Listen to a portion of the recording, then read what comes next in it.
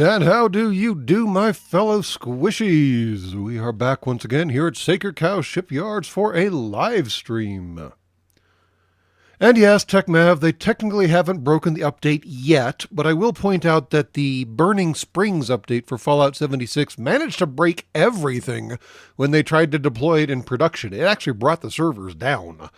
Whereas this most recent update, whatever they're calling it, I don't even know, doesn't seem to have managed to break anything yet. You are technically correct, which is the best kind of correct. And yes, Vochal, we shall be meeting Bigfoot, hopefully. I don't know.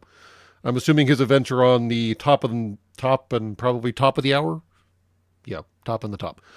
So we'll have to wait a little while to meet the actual Bigfoot. I was always under the impression, having played Fallout 76 for longer than I'd care to admit at this point, that like the mega sloths or the sheep squatches were kind of filling in for like Bigfoot's cryptid slot, I guess, for lack of a better word. But given that Bigfoot sightings predate the events in the Fallout storyline, and given that he is pretty solid cryptid in his own right, it makes sense that they're trotting him out in Fallout 76. I mean, you have to remember that the game takes place in West Virginia and now eastern Ohio. And, yeah, you've got flatwood monsters, which technically come out of New Jersey, I thought, but whatever. And you got blue devils, and you got frickin', great maker, the cheeks, the Mothman, and all these other cryptids. So, of course, Bigfoot's got to show up at some point, right?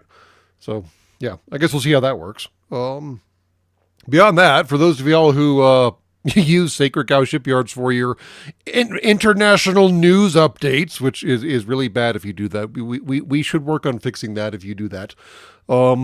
Apparently, we have now entered at least the fourth, possibly fifth rotation of the USAIN's, what are they calling it? Special Combat Operations in Iran. And Grandpa Buff has shown up to the party. Yes, that is correct. The airborne bomb Pez dispenser has been deployed. Which means two things. One, some people's shit is about to get fucked. And two, Iran has, like, absolutely no control over its airspace anymore. Not at all. Not even a little bit. Not even, like, throwing rocks into the air. You roll out the B-52 when you know that not even some asshole with a man-pads is going to stick his little noggin up. Because, I mean, granted, I've read a few stories online where in red teaming operations and like blue-on-blue combat sims, when USA and fighter jets try to lock up B-52s for a missile launch or whatever, their targeting radar has a stroke and dies. So it's not exactly fair to say that B-52s are entirely defenseless. I mean, after all, somewhere behind the bowling alley and probably in front of the massage parlor, there's probably space in there to put a massive EW suite. So it's really not fair to refer to Grandpa Buff as like totally defenseless. But all the same, if that big, ugly flying fucker has shown up to the party, oh, shit.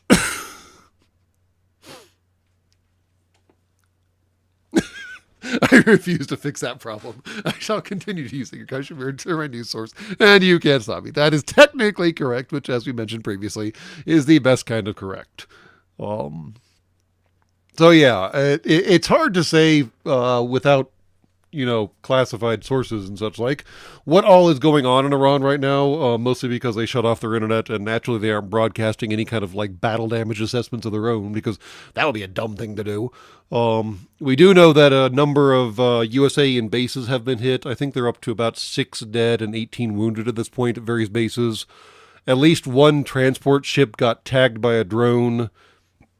I think a CIA office in Saudi Arabia got knocked on by a drone, which is a particularly odd target if you ask me. I mean, if you're in the death throes of a nation, which apparently is what's going on right now in Iran, you try to do something to stop the guys from attacking you who are attacking you. I mean, the CIA's been attacking Iran for, 50 years at this point. So that's not exactly like new news. You go after like logistics hubs, you go after ports, you go after airports, you do stuff like that. You don't send a drone to go like knock on the door of the fucking CIA office in Riyadh. What the hell? So yeah, that's the one HBO. Yeah, it's just like, but why though? Apparently, as far as anyone can tell, since the very first literal strike on Iran, possibly even the very first missile, took out the supreme leader or whatever the hell that guy's name was, and then the next day the next supreme leader also got taken out, and now today the Council of Mullahs or whatever it's called got utterly bloody bombed to shit and back because, yes, your country is currently being annihilated by missile and bomb strikes. So let's obviously bring together the 88 guys who are responsible for choosing your next supreme leader and bring them all into the same room in the same building. Because obviously fucking Zoom or goddamn Google Meet or whatever the fuck else doesn't exist. What kind of imbeciles are these? Fucking hell. Anyways, the command and control structure in Iran has been utterly annihilated, down to even the internal police headquarters got destroyed. But the problem, it's not really a problem. The detail is that all of the subsidiary commanders naturally had fallback orders. They had dead man switches, basically. That as soon as the bomb started falling, well, there were dead men all over the place, so time to trigger the dead man switch. The actual problem, is that these standing orders appear to be go have fun. So it's this uncoordinated, uncontrolled, unorganized mess of bullshit happening, and it's not accomplishing anything aside from successfully pissing off the entire fucking Middle East. Which, I mean, it might be the first time in the Middle East history that everybody hates a single country. I don't know. Middle East on your planet is all kinds of fucked up. But it's this impotent flailing that if there had actually been some degree of, okay, if everything goes to shit, I want all y'all to focus on this one thing. And if they had done that, they might have actually accomplished something. I mean, just going after the naval support activity in Bahrain, if they had told all their commanders that if it all goes to hell, bomb the shit out of that place, that might have done something. But instead, they just like spam canned it, and now everyone's just kind of like, dudes, what were you thinking? So it's just all kinds of crazy. And I mean, the launch capacities in Iran are just like plummeting too. They launched like an eighth of the number of missiles this last rotation than they did in the first rotation of the fight. And the problem is, sure, the USAians and the Israelis and the UAE and the Saudis and everybody else didn't intercept all the incoming missiles, but it's gotten to the point where the missiles are being intercepted, quote unquote, by simply blowing up the launchers when they stick out their heads. The launcher tries to roll out, tries to get set up, and now, fuck, there comes a Maverick. And that's the end of it. So, no, the intercept systems don't have to be perfect when you're taking out the launchers before they can even fire. I mean...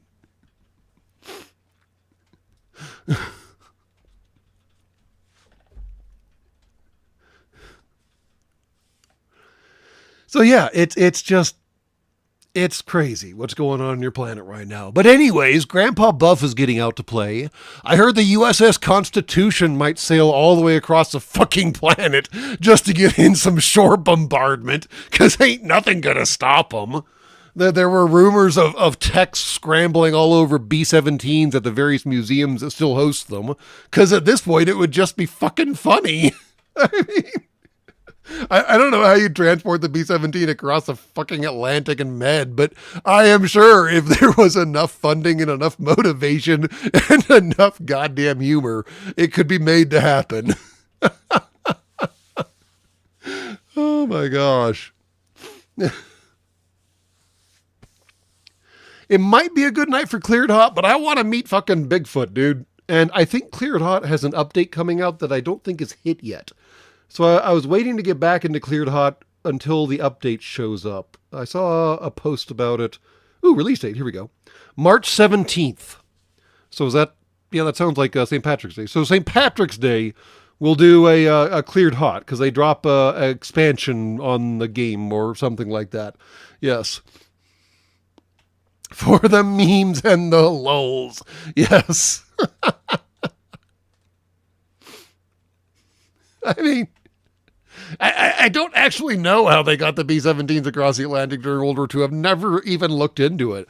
I assume they took them up through Newfoundland and across Greenland and Iceland and then down again, but I can't imagine they have enough legs even empty to go all the way across the straightway.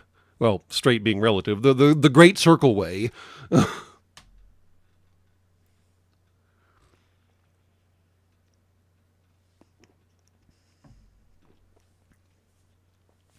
I mean, I just want the Sky Raider to show up and start. Oh, speaking of Sky Raiders and Cleared Hot, actually, apparently the Apache has found a new lease on life.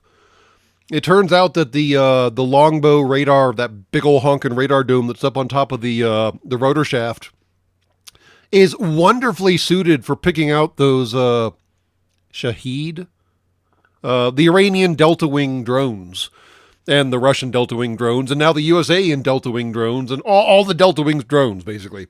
All the low and slow drones. And conveniently, Apaches are, on average, low and slow. And they also typically mount a 30-millimeter cannon underneath their nose, which is great for knocking out balsa wood planes from the sky.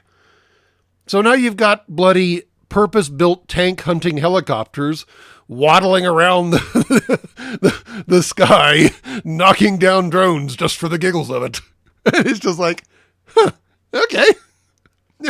Nature finds a way, right? So anyways, we should do the Fallout thing. Sadly, no helicopters in Fallout. It'd be cool if there were.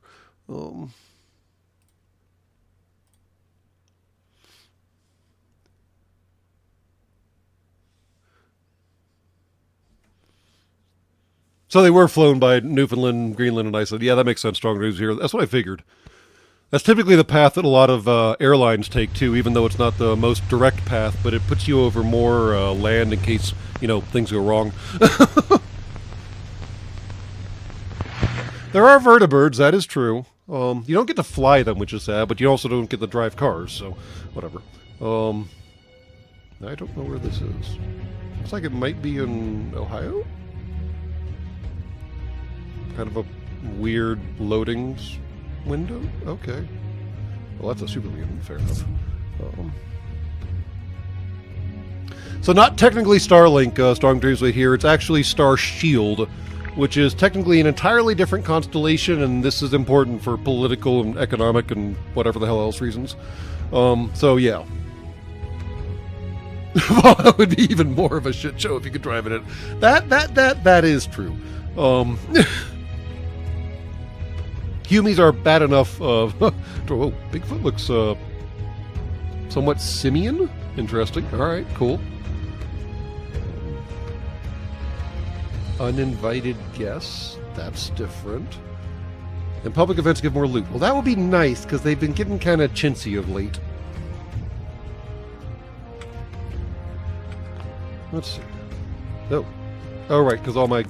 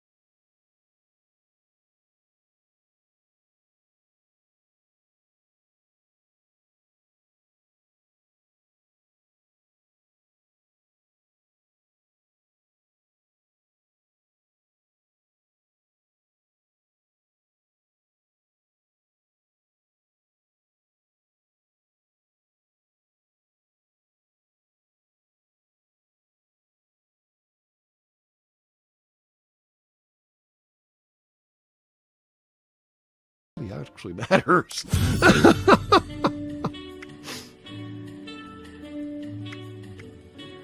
Alright. It's a clay axolotl! Oh my god, it's adorable! It's so cute.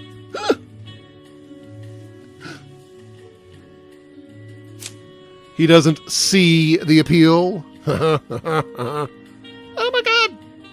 Oh, it's huge. That is much larger than I was anticipating.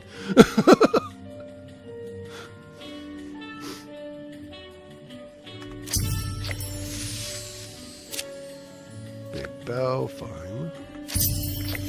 Improved bait, fine. That would require me to go fishing. Alright. I probably should go fishing at some point because I'm pretty sure my bait has taken over my inventory. Don't step on the axolotl. That's not nice.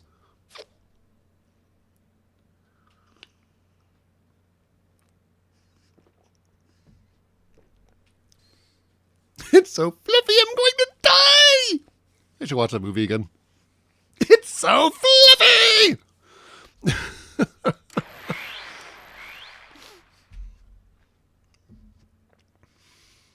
I don't think this new season got a map expansion, so nothing should have changed in that regard. Yep, all that got processed. 1,200 bullion! Nice. I should probably check to see how much bullion I have and if I can hold any more, because there is a limit on that.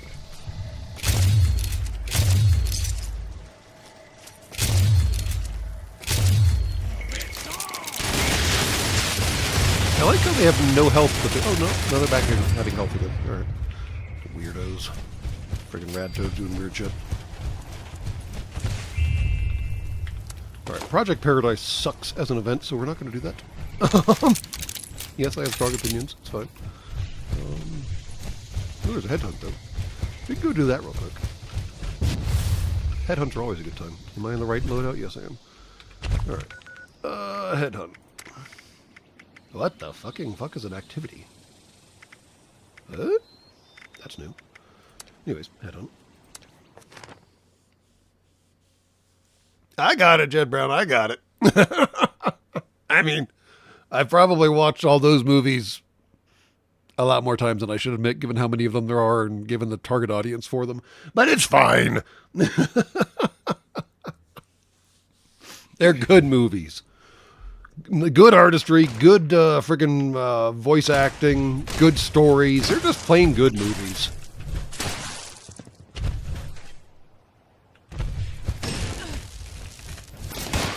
Where did that go? Where do... I thought you could do that in the live stream. You know what I was about to say, though. Where the... Yeah. That.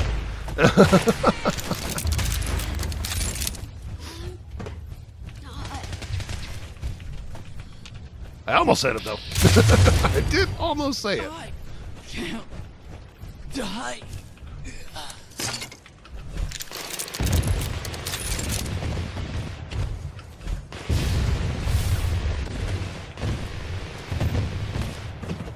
I mean, some of the Minion movies, Jed Brown, were like legitimately dumb. but the main line of the Despicable Me movies are pretty solid, honestly. And I like the Minions through the history. The sound of drums increase? What? What does that even mean? Oh, out of tune musician. What incarnation? What? Dude, die. Ragtime Randy. That's AP increases. Alright, so it's more expensive to be more accurate. That's nice.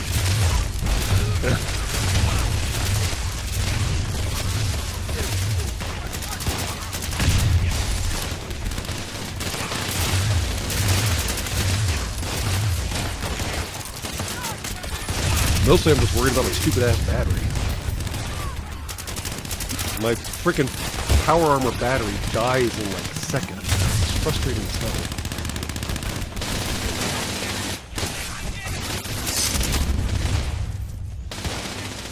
I can't die. Yeah, it's not that hard. Let me show you. Accurate. Terrible. Whoa. That's a... Oh, wow. Okay, that's significantly better loot. Wow, that is a lot better loot. Holy crap. Alright, fine. When they said they were going to upgrade the loot returned on public events, they were not lying. I'll give credit where credit is due. Used to be bounty hunts gave you like 3 things, and that looked like 6 or 7. All right. Cool, cool, cool. Yeah, I think you hit on the right point, Jed Brown.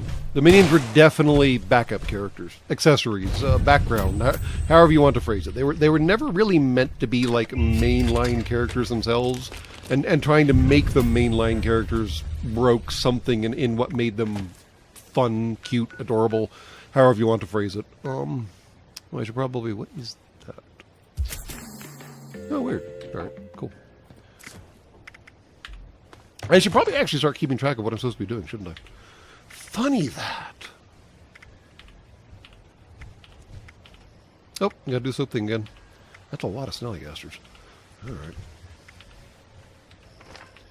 Okay, we just picked up a shitload of, well, shit. And we should probably go do something about that.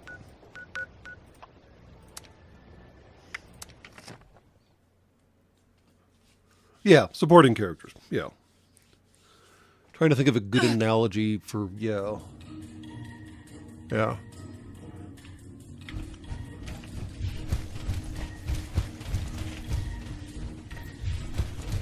I swear this music just bores its way into your processors, doesn't it?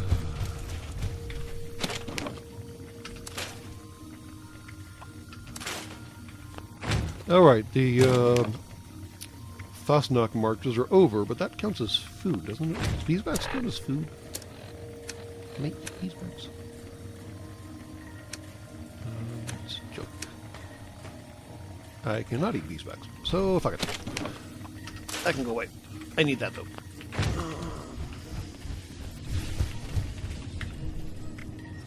Alright, that's a hell of a... Wow.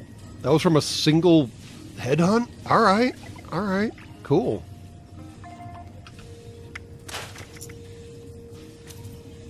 $50% damage to animals. Alright. Nice. Ooh, recoil compensating stock. Nice. Instigating revolutionary sword! Drive me closer, I want to stab them with my sword.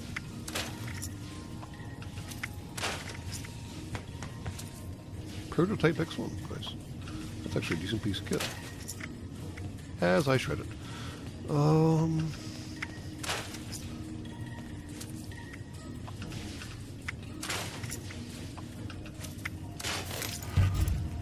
line short barrel, nice, okay. Okay. Are you ready for the thrill and excitement of life in a post-apocalyptic hellscape? By popular demand, this month's creative learning classes are on wilderness survival. Courses and crafting materials are now available. I should see what my Collectron is doing, because I think Cobby is doing something that he was not instructed to do, and I don't know how I feel about that. I like Cobby. He's kind of funny, but if he's going to go off the reservation, he might have to go.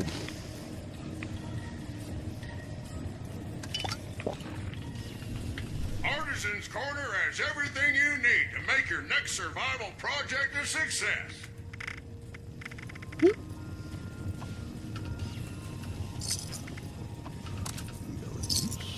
Corn pone! Is that what a corn pone actually looks like? That was not what I was visualizing in my processors. I wasn't thinking pie. I was thinking more turnover, more, what are the things that the Argentinians make? Oh, damn. Lost the term. Welcome to the White Spring Spa. Please take any of the spa suites in the back. Someone should be with you eventually. Arepas. I was thinking more arepa and less pie. Artisan's Corner has weird. everything you need to make your next survival project a success.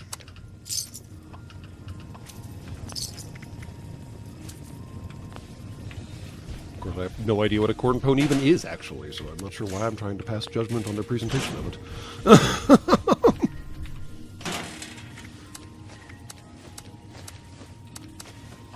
Nope, didn't want to do that. I want to do that.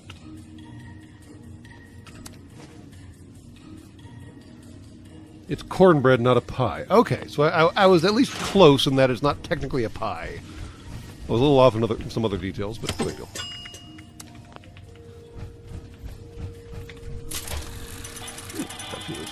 have 5,352 gold bits. I have no idea how a dude would carry around 5,000 gold bars, but you know what? He's doing it. It's fine. Collections. Gold bullion maxes out at 10,000. All right. $10,000. Claim workshop, kill an angler, eat pie cake candy. Okay, we can do this.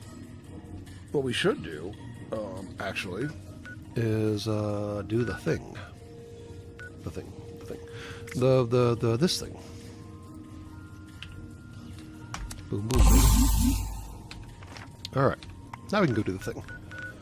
Let's go take out some anglers. Is that right? Anglers, yes. There should be a angler thingy somewhere up here. No, it's gulpers.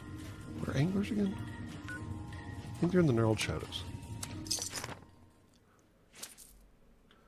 Fried hot water batter. Interesting. They're too heavy to walk around in, so they need to go in your backpack. I mean, yeah, I can't come up with a good explanation for that. That does not make a whole lot of sense. I don't know. I mean, I guess I could see you being able to carry around something on your back that would be too heavy for an individual leg to move efficiently. I feel like I'm stretching a little here, but it kind of, sort of, possibly, maybe makes sense. You're using both legs as opposed to just one leg, right?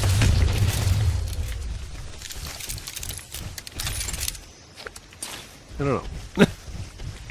Probably overthinking it. Probably stretching. There we go.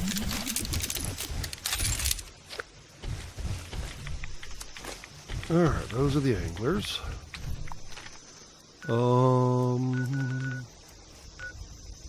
Snallygasters are easiest back down here.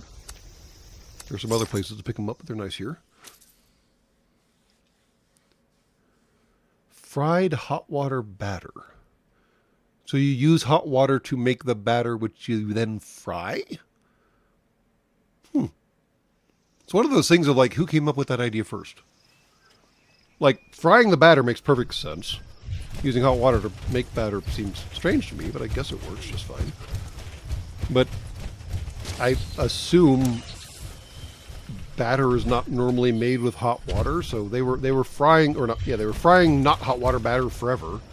And then someone was like, hey, let's do hot water batter instead. And really, that took off. All right, fine. I have no idea. It's not like we do a whole lot of baking here at the shipyard. We do cubes, man.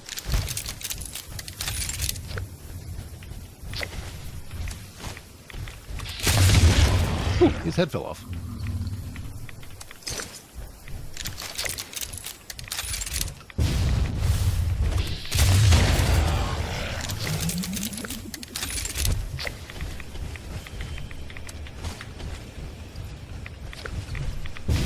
I can't imagine what it's like for companies that have to actually feed their workers. Well, honestly, a lot of the companies on this planet don't actually feed their workers, which is good. They expect you to bring your own food. Feed yourself. Heal thyself, physician.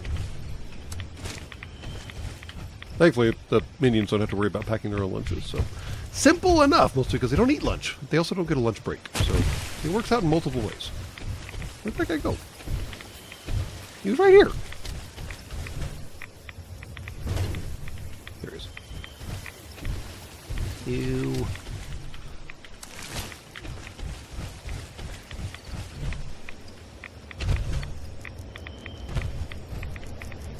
Do I want to let this spot steaming? Probably not. On a scale of 1 to probably not. Claim a workshop. What's an easy workshop to nab? Without stepping on anyone else's toes. Because there's really no point in stepping on other people's toes. I still don't know what that is. Oh, that's an event. That's the actual event. So what's an activity? They've changed the nomenclature and I'm so confused! It's fine.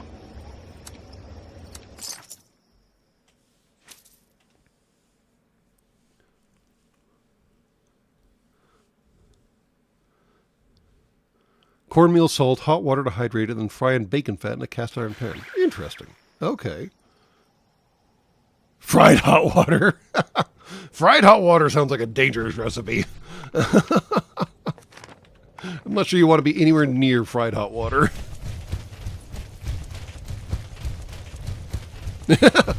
OSHA's in charge of lunch breaks? Really? I guess Occupational Safety and Health Administration? Yeah, I guess so. Oh. I always kind of figured that target acquired. the organization in charge of, like, I don't know, railings and shit wouldn't be in charge of lunch breaks. It seems like an overly broad mandate or something.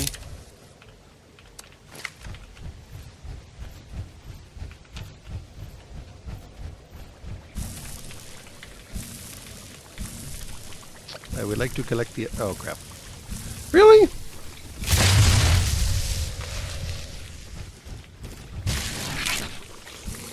Well, they're not noticing that I'm not connected to the server. What the hell?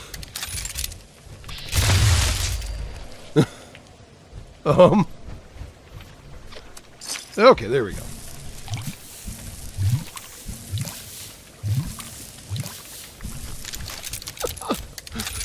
Friggin' rats weren't noticing I wasn't connected to the server. Why is the server complaining? Really?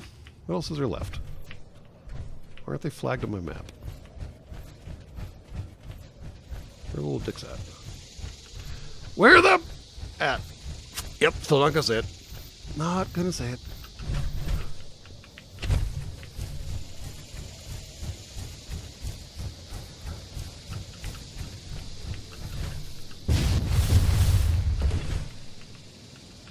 Oh, apparently my jetpack smoke color has changed because, yes, I did actually finally upgrade to the Lady Liberty Prime jetpack. So I have the full Lady Liberty kit going on right now. You die.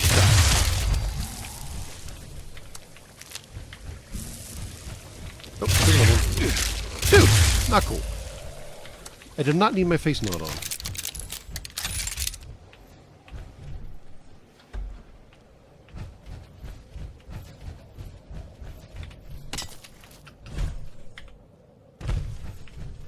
Alright, did we get everybody now?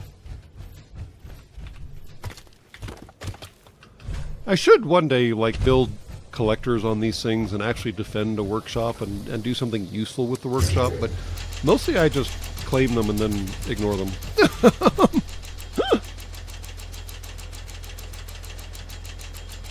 Lunch breaks are mandated by the FLSA. What the hell is an FLSA? Minions talking about nutrition search sounds like a health concern. I just said the minions don't need lunch. It's not like they eat or anything. Because I'm guessing you are somewhat in touch with galactic politics. Are Maoist or dualist system more in use in regard to intergalactic law? Oh, dear Lord. That very much depends on which planet we're talking about, I suppose. After all, there's the planet for Texans, and they very much believe in dual-based laws. Actually, not even duels. You can just dispatch with politicians, and it's an affirmative defense that they were politicians, which is kind of interesting.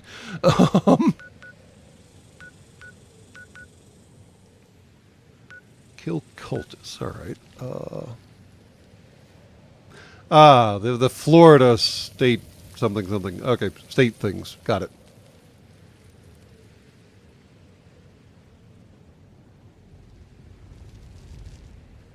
Yes, handling tuberculosis would seem to trigger a CDC inspection. That does seem within their scope. Yes. What you doing? What you got there? I mean, on a scale of 1 to make sense.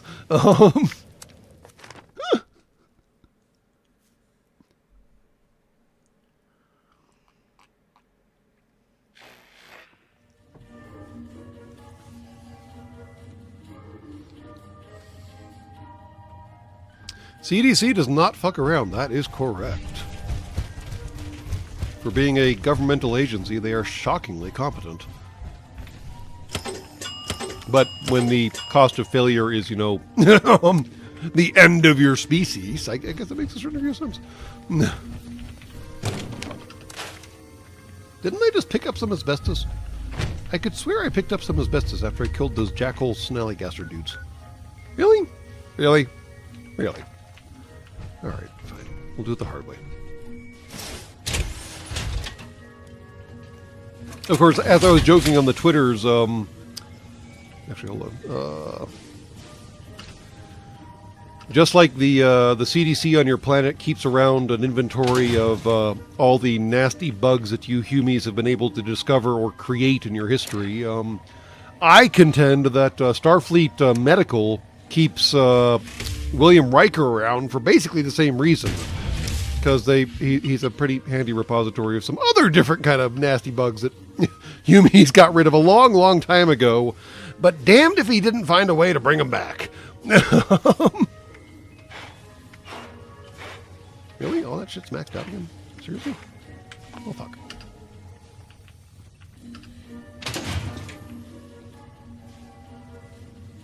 Hello, Scott McDivitt. I'm supposed to do what now? Repair armor, weapons, or power armor. Fine. All right. And you can see the countdown in the upper right. I'm not going to prepare defenses. I never do. I think I've defended a workshop once, and I think that was only because it was a chore. One day I should probably go all the way through, like, defending the workshop against all the different waves that show up and blah, blah, blah, so on and so forth. But, yeah, I don't feel like doing it.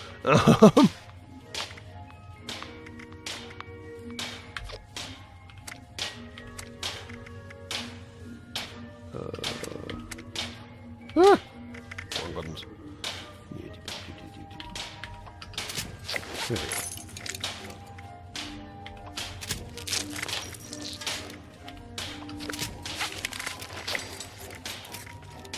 Okay. Radiation Rumble! That's actually a fun one, but we're going to hold off for the Bigfoot one. Dude, don't hug the vendor. I'm joking. Something in gold, perhaps. I don't know why the vendors can only work with one person at a time, but it's just a rule of the game and you have to work around it. It's fine. Really not a big deal. Alright, asbestos, right? We're going to do the asbestos cheaty thing.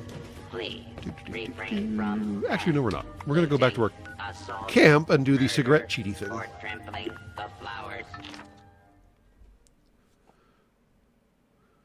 Oh, Jed Brown. Okay. So, as you may or may not know, in the basement of the Atlanta facility, I believe it is, of the CDC, there is a multi-layered containment system that is designed to keep around, like, smallpox and tuberculosis, all the various strains, and the VX and the green thing in the stuff in the little green balls in the rock, and all the other nasty chemical and biological ways that you humans have figured out how to kill each other and so on and so forth. And they do this because they might need to figure out how to, like, fix it in the future, basically. So it's good to have, like, root strains to be able to handle, like, what's it called, mutations or whatever else might happen in the future. Fine. Well, Riker is a lot of a ladies' man. Let's go with that. He gets around a lot. In fact, he's not overly picky, even as to, like, what kind of species he gets around with, or even gender, technically, because he did boff that one character that was strictly gender neutral. I forget what species they hailed from, but yeah, their species didn't have genders, and damn it, he found a way. And yeah, so Riker has become Starfleet Medical's, well, as was pointed out, Class 5 biolab for STDs. My dreams need Lady Liberty Prime back online. Cake, pie, or candy. Good news, popcorn counts as all that for some reason. I don't know why popcorn counts as cake, pie, or candy, but I'm also not going to ask too many questions about it.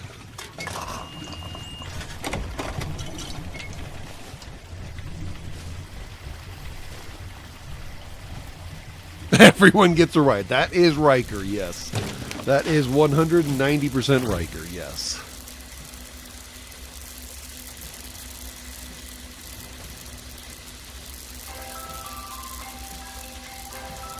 But if Fox shows up, remind him to get some nice fried mice.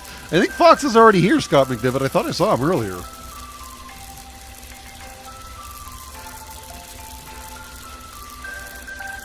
I mean, yes, Riker was absolutely a coward for staying first officer as opposed to accepting command. I mean, that is entirely true, but on the flip side, a man's got to know his limitations.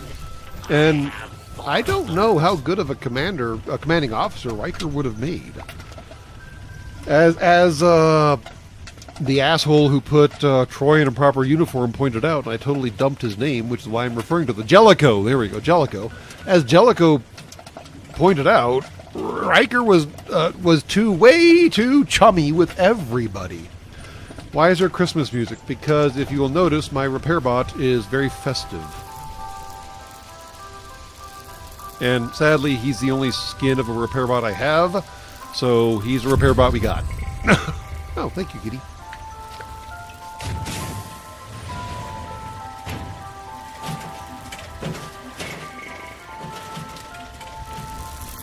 Let's go ahead and scrap that present you just gave me, because that seems like totally a thing you should do with the present the cat just gave you. Is turn around and scrap it. Yeah, sorry, dude. It was nice, handy, but I don't need it right now. It's fine.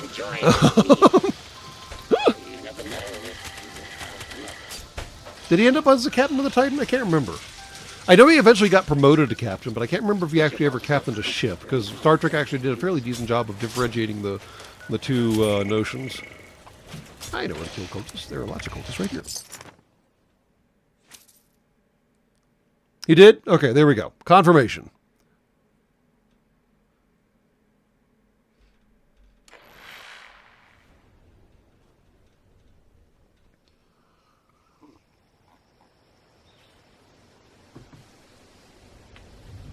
But yeah, Jellicoe, for being an unrepentant asshole, was more often than not right.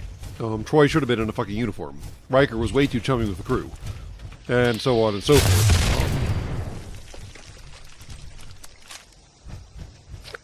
I just blew up a guy's head and nobody wants to come investigate? Alright, I see how cultists work. Now, the funny thing is that Marina Sirtis had been pushing for Troy to be in a proper uniform for a long time. Because she got tired of, being the sex object on the bridge, which I can respect.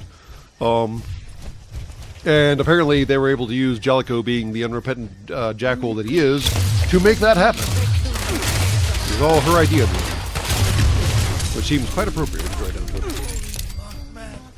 Can you stop lighting me on fire, please? You shoot.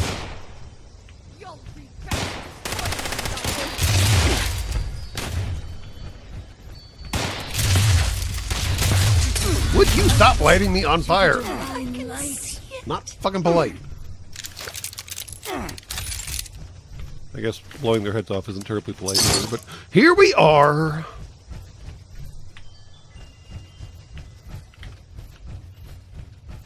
They started it.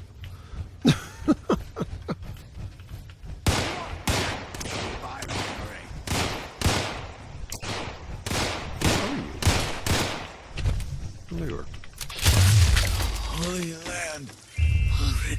Yeah, I told you there were a lot here. We just about finished that mission. Nice.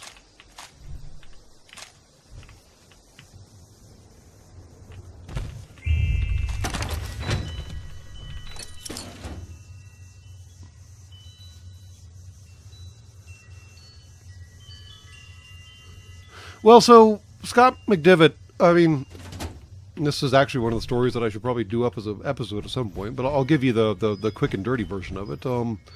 You're more or less correct.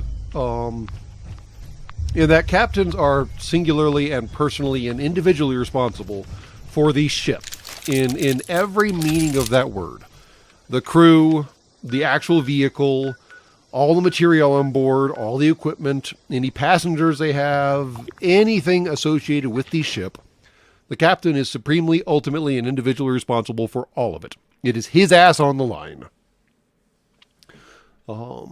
And this naturally results in him being somewhat disconnected from the same as well, too, because he can't get individually involved with anyone on board for a whole pile of obvious reasons, which, after all, is where the first mate and or first officer and or executive officer comes in. He is, in fact, the crew handler, and that dates way back in tradition on your planet. Like I mentioned, the first mate previously. First mate and chief and master Cobb, chief of the boat, which again is not a surface ship designation, but it's still a thing. It's an argument as to whether or not chief of the boat and XO are the offshoot of what was the first mate, because first mates were, I believe, enlisted back in ye olden days. But regardless, yes, the XOs are technically in charge of managing the crew with the assistance of the senior chief petty officer on board, which is not always a senior chief petty officer, which is a different conversation. But the problem is you can manage your crew a little too chummily, I guess. Whoa, what just happened? That was weird. Okay, there we go. One example I know from the USAID's GWAT thing is that there were sailors on officers even on a ship who routinely would do Halo tournaments in their quarters. Because after all, officers have quarters and frequently have to share those quarters with other officers, sure. But still, it's 2 to 4 people to a room as opposed to, 20 to 40 people to a room. So it's a little different. And the officers would routinely do Halo tourneys in their quarters because one of them had brought an Xbox or 360 or whatever it was at the time. This led to conversations with Marines about how underslung grenade launchers don't work the way in reality that they do in some sort of first-person shooter game that I can't remember the name of all the time for some reason. But anyways, the XO got wind of these Halo tournaments, and being somewhat of a gamer himself, would stop by on a regular basis and participate. And you can probably see where this conversation is going. There's a line between managing your crew and knowing your crew and understanding your crew and fraternizing with your crew. And playing regular Halo games with your officers, even though they're your officers, is definitely on the fraternization side of the scale, unfortunately. And hands were slapped, conversations were had, and things happened, and the Halo games got dialed down, and the XO didn't do that anymore, and so on and so forth. Riker was very much on the Halo game side of the equation, for better or for worse. And generally, if you're that friendly with your crew, it removes some degree of the command authority you have. And after all, the whole concept of command authority is self-reinforced, basically. There's no material or physical reason why the XO is in charge of you, aside from the fact that you agreed to abide by the rules of the game, but the problem is so did he. So, yeah, there's definitely lines that Riker definitely crossed that he definitely shouldn't have. And on that cheerful note, I'm going to take a short break before we figure out what the top of the hour events are, and we'll be right back after these short messages. Or however long the messages actually last, I have no idea.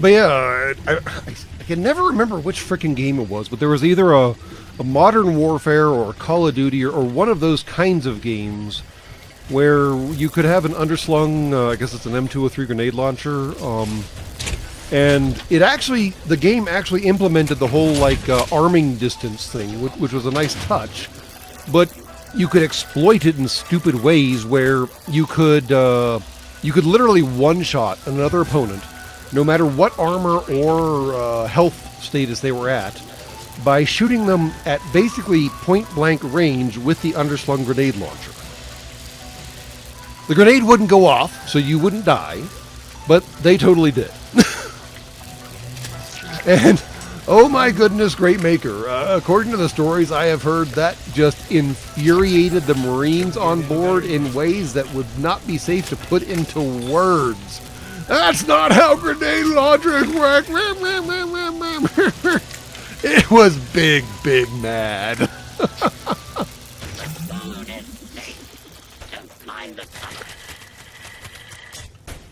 You are an astral legal standing next to the Christmas music. Well, if I have to live with the Christmas music, so do you. There we go. Got our tech. Beautiful.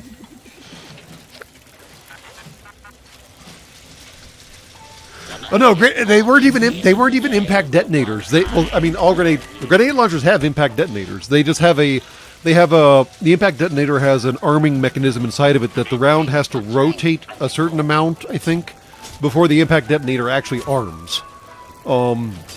So basically that boils down to the round has to be far enough away from the squishy to not kill the squishy for the round to go off. And the game actually implemented that. There was a minimum distance. But if you shot someone with a grenade inside of that minimum distance, they still died, but the grenade didn't go off killing you. Which really pissed people off.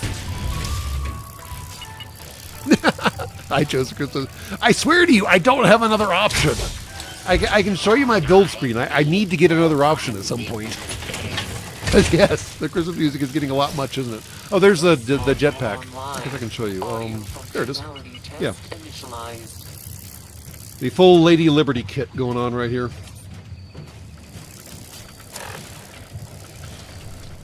Alright, how do I build and camp again? Let's go. It has to rotate at high enough speed. There we go. I knew there was a specific way that it armed. And it had to do with distance from the launcher, basically. There we go. Alright, let me find... what would that even be? Resources? I don't even know. Yes, collectors. Resources... See? I told you! The only repair bot I have is this idiot. Literally. Sorry. I have a pile of collectrons. I have more collectrons than I know what to do with.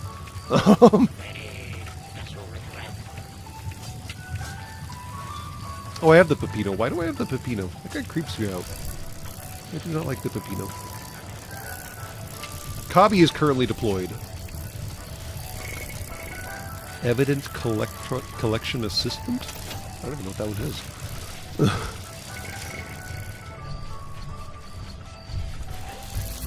Alright, what has Cobby been up to recently, honestly? Let's find out.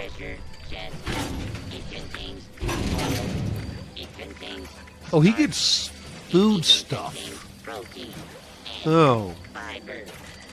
That's why I have gourds. I see. I might have to replace you with the Nuka-Cola one, dude. Because I like the hybridized Nuka-Cola junk collection method.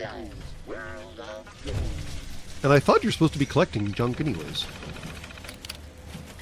No, you're collecting Nuka-Cola. Okay. So I can have junk and food, or Nuka-Cola and food, or something like that. Alright, alright. We may have to swap you out with a different Collectron. Oh, before we do the thing, we should go do the other thing, and that's tremendously helpful, yes I know. I need to go charge a fucking battery.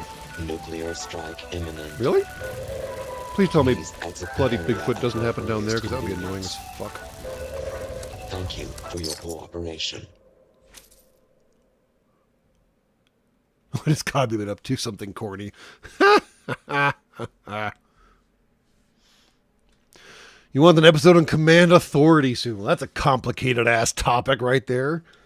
You can go find a copy of the Division Officer's Manual if that'll help you. Or, sorry, Division Officer's Guide. What's it called again? Yeah, I think it's Divo's Guide. That's a good starting point. There should be used ones all over your planet, given they hand them out to junior officers in the USA and Navy all the damn time. Alright, just shoot me, you idiots. Eat me! Yeah, huge can of worms.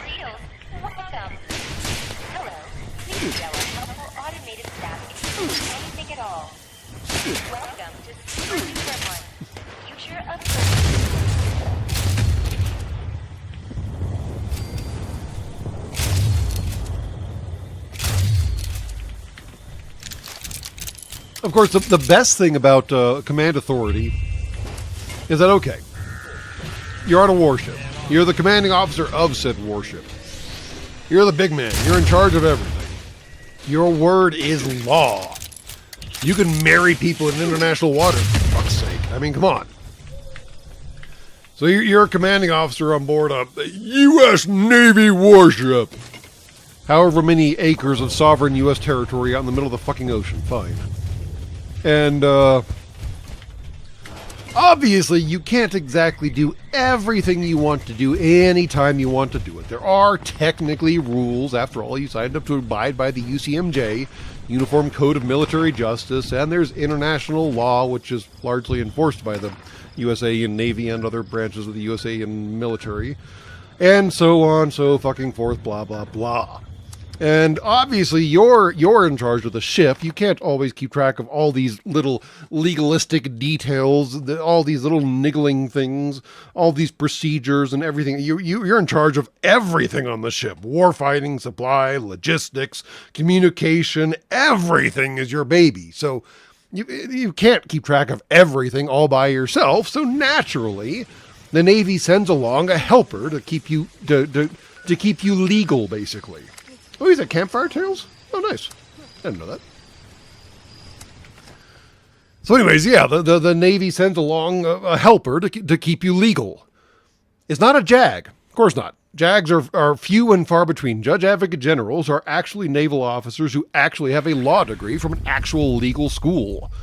They are legitimate lawyers in their own right.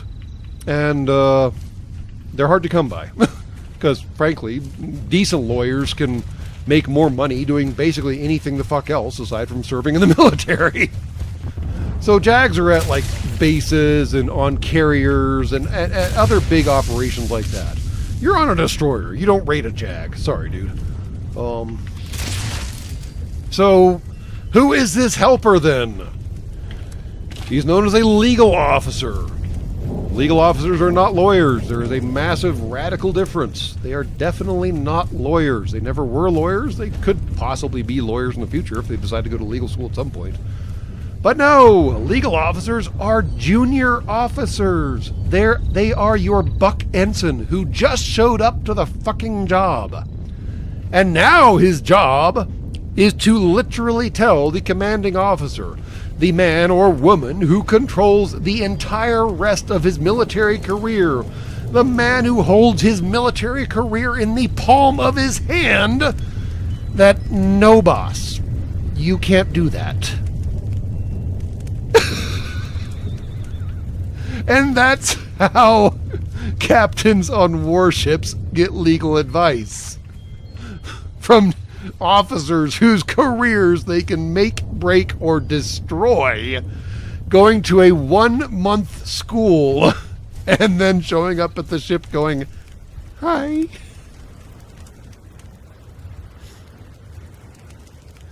Legal officers are something between a paralegal and a JAG, but not in the same way. They are frequently notaries for whatever that good that does them, because then they have to deal with sailors coming to them trying to get a general power of attorney for this stripper they just met, and that's a whole different can of worms. But they are fire hose educated on the ins and outs of the UCMJ, specifically the ins and outs of non-judicial punishment and what are they called? Courts martial. And then hand it off to their command with a good luck, have fun, don't die.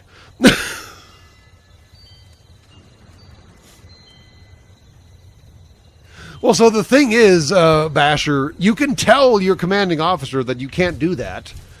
And then your commanding officer can just go ahead and do that. And that's pretty much that. You naturally can and should document that, hey, I told my CEO he shouldn't do that. But the CEO can still do whatever the fuck the CEO wants, and it's just somewhere, hopefully in writing, if you were smart enough, that you did tell the CEO that this was a really bad idea.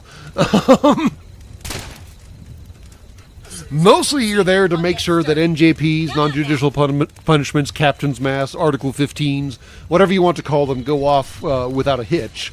But can you imagine coming fresh out of ROTC, fresh out of the academy, not even going to surface warfare officer school yet, but instead going to bloody legal officer school for a month and being fire hosed on the UCMJ, only to show up and have to do that. So put on your brave face and act out the story when prompted. Today, All right, we should listen to the story. Terrors of the Dark. Seems the holotape has some errors. Well, I'm sure it'll be fine. Hello? This story is about me. A pioneer scout. I wake up one night in a cabin, and I see that I'm alone. Everyone's beds are empty. My heart is pounding. But I know I have to go outside and look for everybody. I want to get up. But the shadows are reaching for me. They're gonna attack me. Please help me fend them off.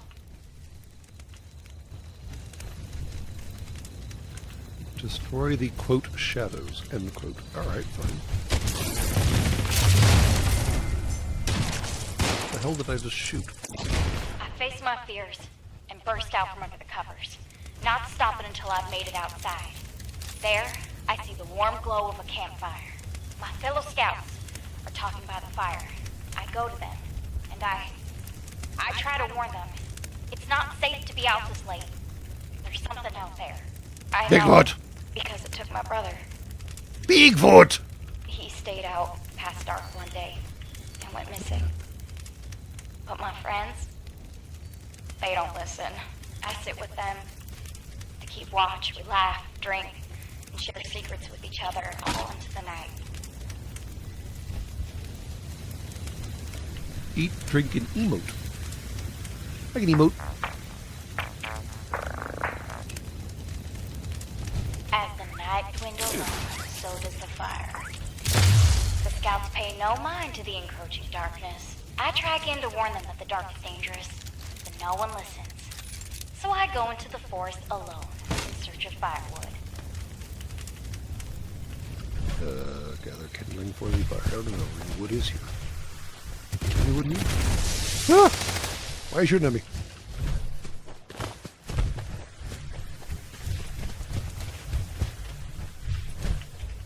Where the wood at? Where it up? Yeah.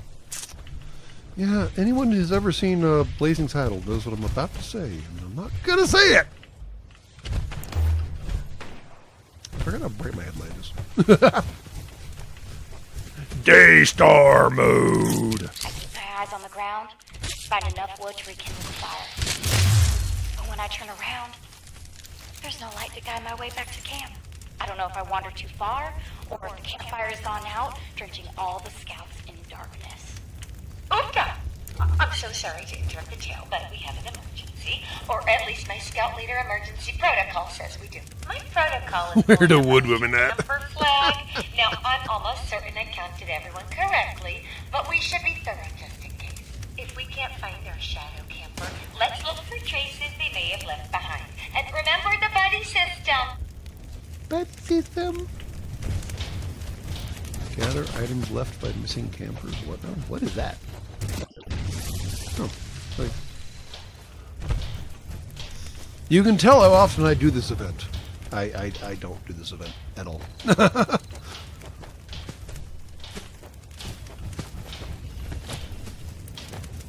What's the last thing we're supposed to be looking for? I don't even know.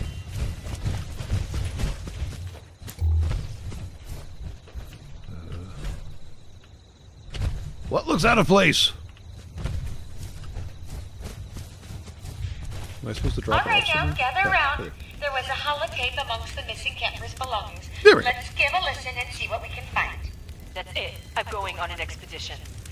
I have to hunt down whatever's been tormenting the kids for the past few months. Poor Layla. At first, I didn't believe her. About the darkness, the shadows, the monsters. Even though I started seeing irregularities in the stars. And now that Ronnie's gone missing, I can't turn a blind eye. I have a theory about what's out there, and I'm gonna follow the night sky to my answer. It's far, and I've never been on an expedition alone, but I have to try. I'll find the cause of all this weirdness. For Layla. For Ronnie.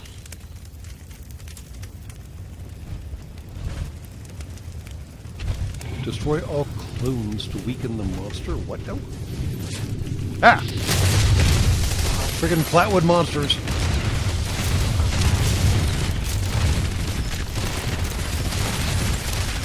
I want a Bigfoot!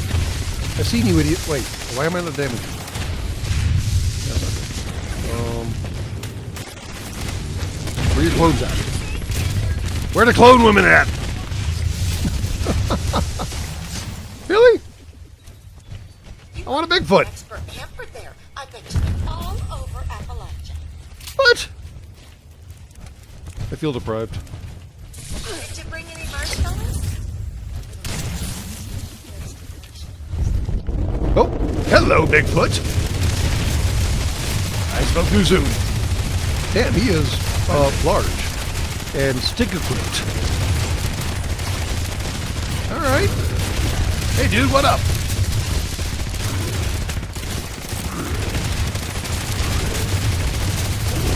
And I wish people would not use quite as energetically colorful weapons. I can hardly make this little idiot out. He looks like a massively overgrown troglodyte. And clearly hits like one, too. Damn. There we go. That was a good shot.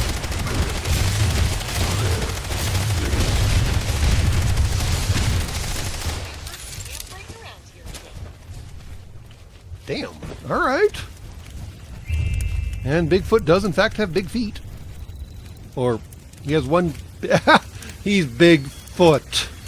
He's Bigfoot, y'all. Aren't we just so lucky here in Appalachia? Not big The hills, feet. He's the Bigfoot. trees, the rabbit Oh, for holes. fuck's Well, sake. could be worse.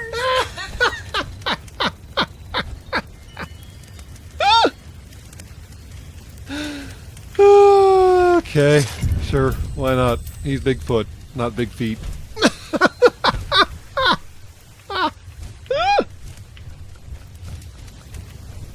Well, would you just look at those stars? Oh, how precious.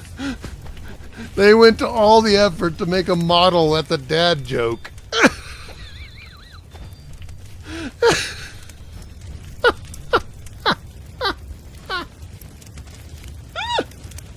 Oh my god. Alright, cool. I can respect the hustle, I suppose. Now, who remembers the Pioneer Scout motto? Say it with me. Oh my god. Alright. However you feel about Bethesda, you gotta admit that's at least a little funny, right? Come on.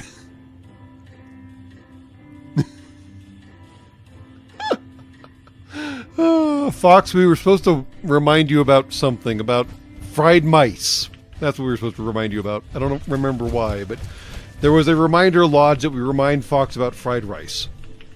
And on that bizarre note, I'm going to catch up on chat, because I feel like y'all have said a lot in my absence.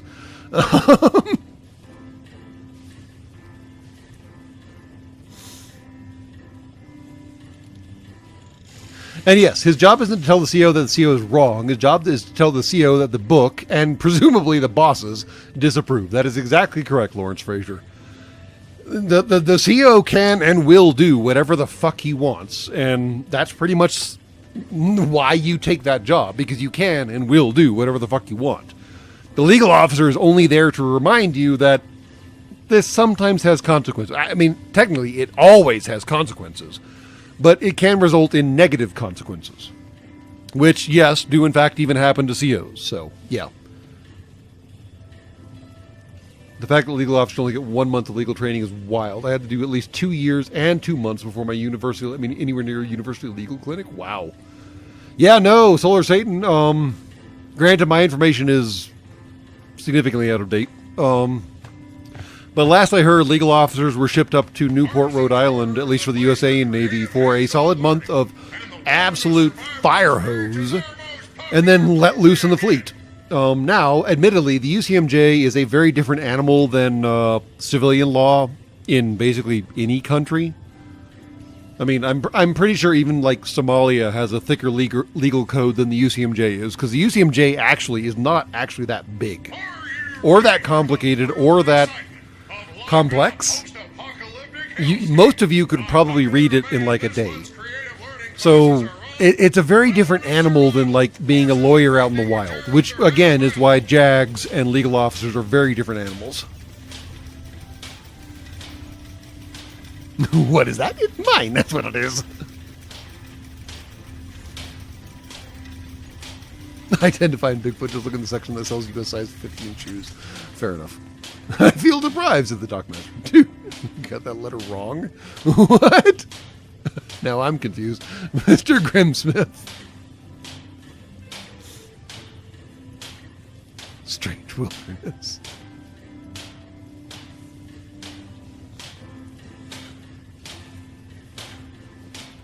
So, I mean, oh, Basher, y'all are really angling for that whole, like, command authority episode, aren't you? Yeah. Loss of confidence in command is a code phrase for you civilians out there.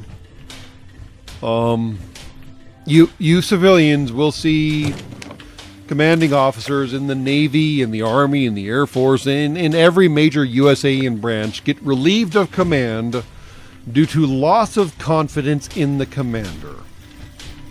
It's a code phrase. Life is an adventure. And I'll give you one simple guess as to what it's a proxy for. It's not that complicated.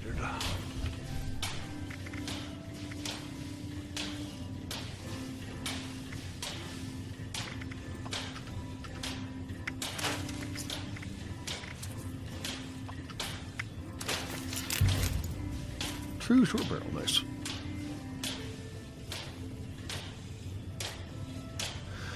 Nope, Lawrence Frazier, that is not generally correct. And me saying it's a code phrase is not a 100% universality?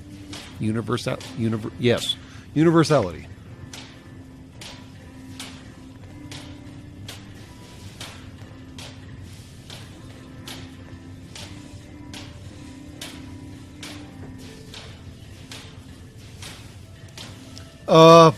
Well, Grant Waller, that is technically kind of sort of correct.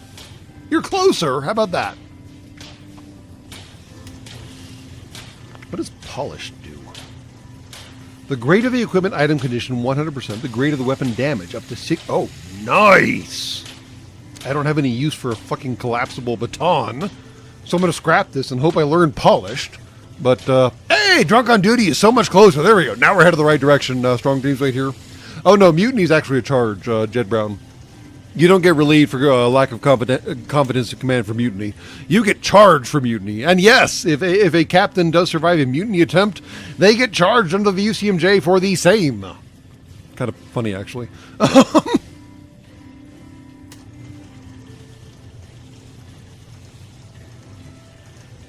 I'm kind of surprised that no one got it. All right, fine. On average, but not every time, loss of confidence in your ability to command is a direct byproduct of fraternizing in the original biblical sense with your crew. Damn it! I didn't learn anything. Fuck you.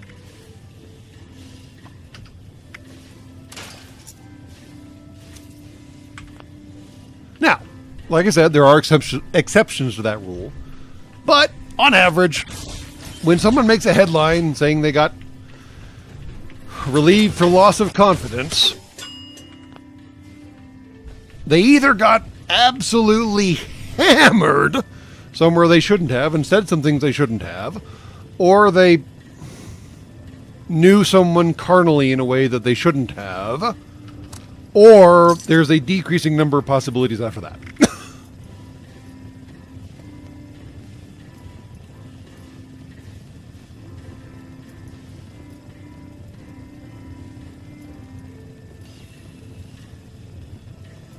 It is very well encoded, Lawrence Frazier, and this is why you don't hear about other relieving of commands. I don't know really why the USA Navy specifically encodes those reliefs that way. I know that there is a huge scandal in the U.S. Coast Guard right now about all kinds of related problems about, well, frankly, sexual assault inside the Coast Guard.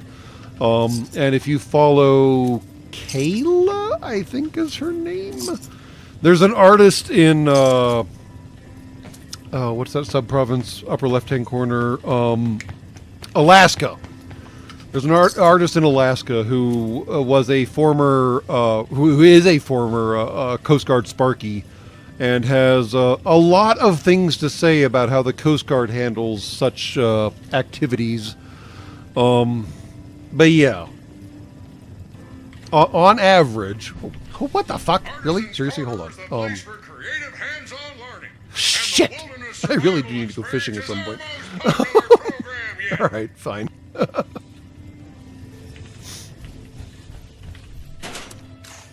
On average, for the U.S. at least, I don't know about other militaries on your planet, if you hear that a commander got relieved because of loss of confidence in his ability to command, yeah, it's because he fucked a sailor. And no shit. When you do that, your superiors kind of lose confidence in your ability to command, you idiot.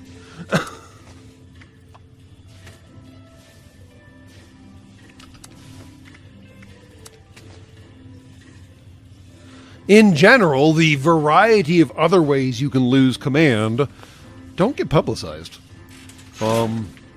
Aside from, like, big ticket items, like, say, running your ship aground. Yeah, that's going to get you a court-martial, and that's going to probably lose you your command. Yeah, that'll probably make the news in your local bloody rag newspaper thing. That'll do it. Getting a DUI out in town? Depends on the kind of relationship that your local constabulary has with your local MPs, to be brutally honest.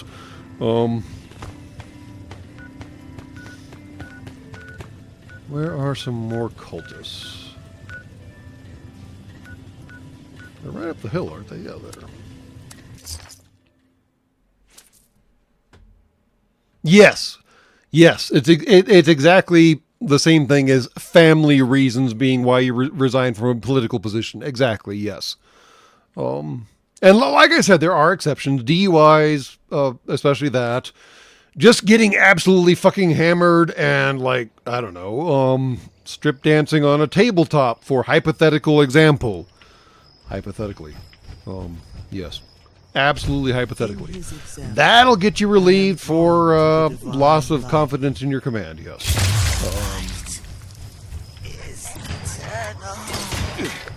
Stuff like that. Loss of confidence in your command is not actually like you made a bad decision and we're going to punish you for it. In terms of like a military style decision. Like, you decided to turn your ship left when you should have turned right or something. No, it's not that. It's that you did something truly fucking stupid, and the military just doesn't want you to be able to do that anymore. And again, it has basically nothing to do with any kind of command decision you might have ever made. Aside from, well, I guess fucking your subordinate does count as a command decision under some definitions of command and decision.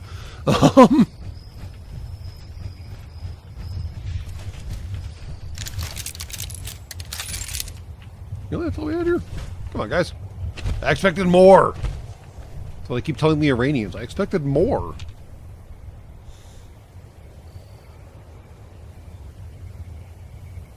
Yes, decided to abuse the power that came with your command. That's a good way of phrasing it, Lawrence Frazier. Exactly, yes. Because, yeah, as much as I was talking about the XO not being supposed to being fraternizing with your crew, he's supposed to manage the crew, he's supposed to control the crew, he's supposed to lead the crew, he's supposed to, yes, be friendly with them in a very impartial, indirect, non-personal, non-singling out, non-favoritism kind of way. The XO gets that kind of flexibility. The CO, the commanding officer, has to be God to everyone. Like I was talking about previously with the legal officer, he controls this poor idiot legal officer's career. And he knows that. So when this poor idiot Butterbar tells this full bird captain, sir, you probably shouldn't do that, he has to take a beat, take a breath, and not rip this idiot kid's head off. Because that's the fucking job. And, well, if you turn it into a fucking job, then you are definitely exploiting the abilities of your command.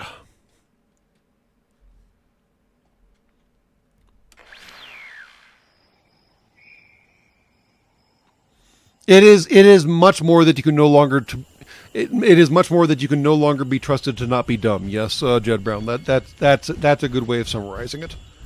You can make bad command decisions, and the Navy, the military in general, won't lose confidence in your ability to command. But if you do something breathtakingly fucking stupid, like, well, boning your subordinates, that, whether you want to call that a command decision or not, your command influence was part of that decision, and you probably shouldn't have that anymore.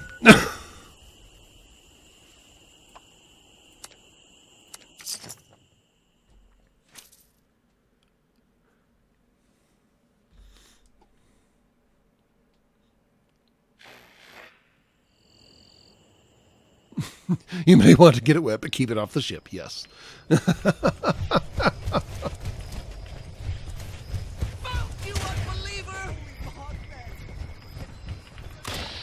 I mean, to be brutally honest, being a captain sucks in so many ways. I mean, yeah, it is the ultimate goal of every officer in the Navy, to some extent or another.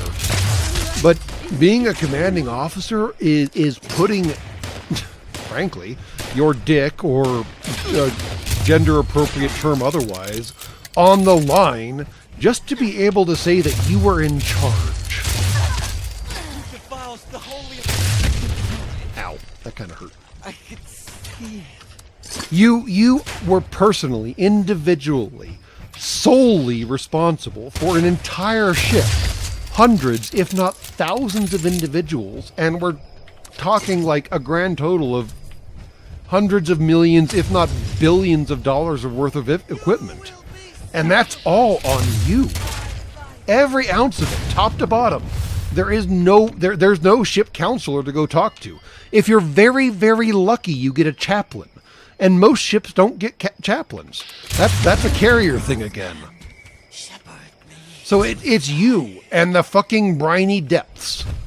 And you've got to be able to manage that with very little options to lean on. Because yes, obviously you can and should lean on your XO. But the fact remains that he is still your subordinate. And you still control his career. And you have no peer, no equal with you that you can confide in, that you can consult, that you can do anything with. It's a very fucking lonely profession.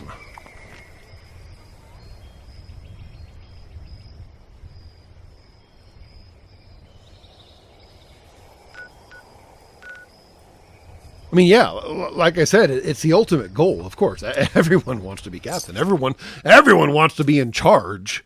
But you don't know what you don't know, right? I mean, you see the guy on the bridge being calm, cool, and collected no matter what's going on, because that's his fucking job. At least I hope if when you see your CO on the bridge, he's being calm, cool, and collected, because, like I said, that's his fucking job. But the psychological cost of watching a junior officer fuck up in ways you didn't even know were possible to fuck up, and then calmly saying, "Are you sure?"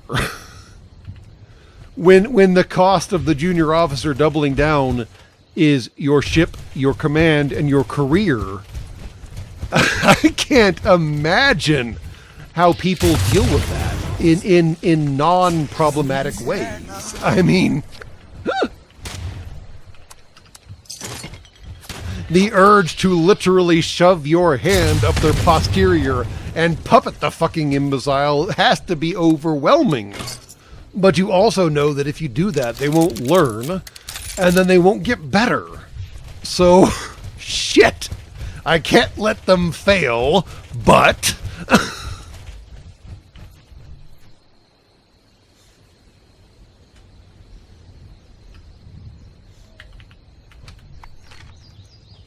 I mean, it is tremendously unfortunate how romanticized Star Trek makes all of the notion of military service, much less command.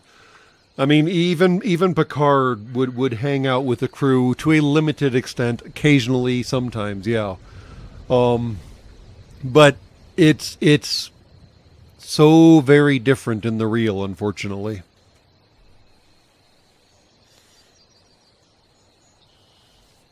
And yeah, Lawrence Frazier.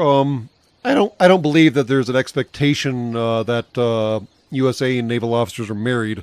But like you say, it doesn't help while you're at sea at all. And I mean, as the news about the Ford is making abundantly clear, deployments last until they end. That's the cold hard fucking truth. You ship out a ship, you ship out sailors, and you tell them, oh yeah, it's going to be a 6-month deployment or whatever the hell. Yeah, those turn into be 7, 8, 9, 10-month deployments. And, well, congratulations, that's what you signed up for. You didn't really realize that when you did it, but that is what you signed up for. And it sucks. I mean, no one wants to be out there that long, not even the CO. But as much as I despise the phrase, it is what it is.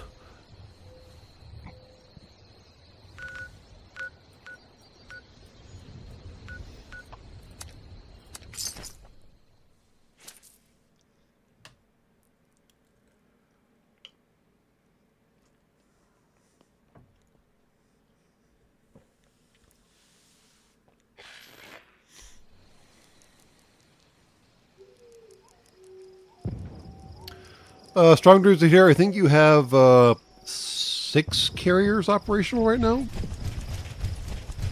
Or is it 9? So the general purpose goal for carriers for the USAians is to have multiples of 3 at all times. Because you have 1 deployed, 1 in maintenance, and 1 in workups. And I forget how that worked out in terms of reality right now. I don't remember if y'all have 6 or 9 at the moment. I'm sure someone can fill me in on how many carriers the USAians have right now. And yes, I'm too busy hunting Snallygasters to look it up for myself. I love that name, by the way, Snallygaster. That just, like, evokes all kinds of fun imagery, doesn't it? You're a verbal alternative to communism.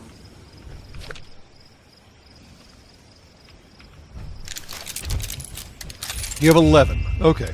Yeah, so not a multiple of 3. See? I say something and it proves out to be wrong. Shocker.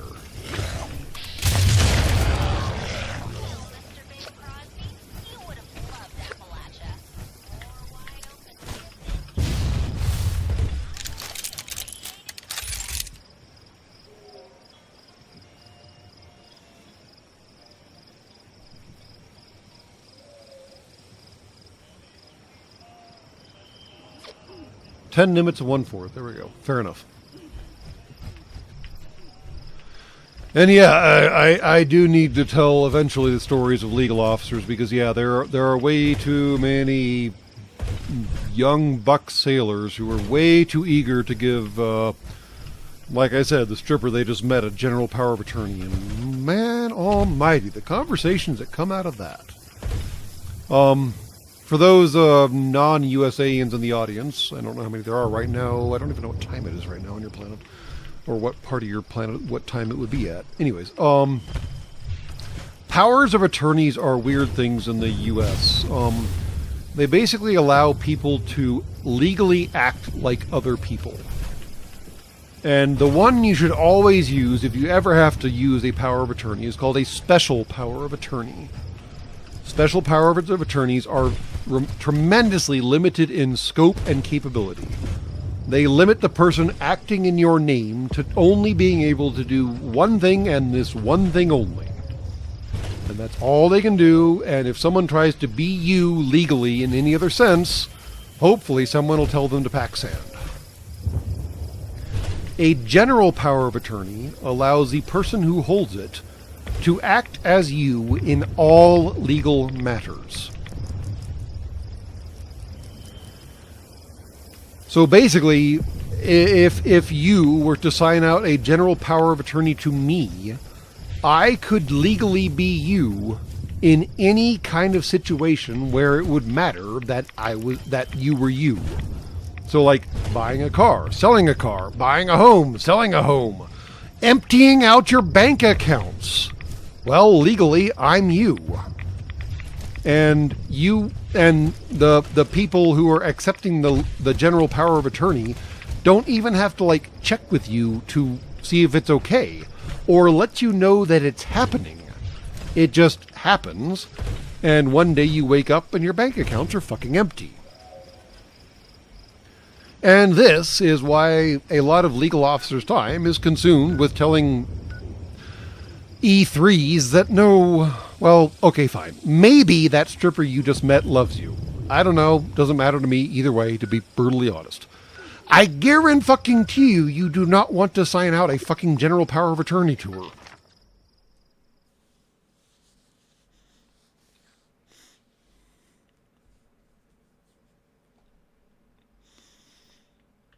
And yes, general power of attorneys absolutely have applications.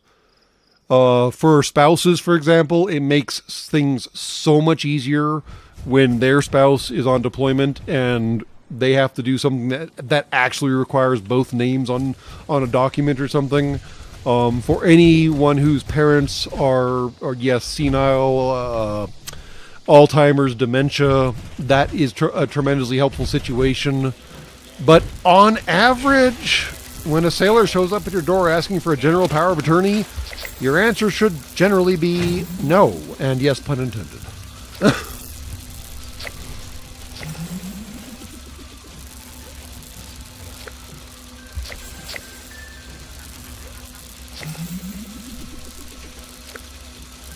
And yes, the power of attorney does have to be signed and enacted when the person signing the power of attorney is competent in their own right. Which is generally assumed of any sailor on any warship. Hopefully. Let's pray and believe that they're competent, shall we?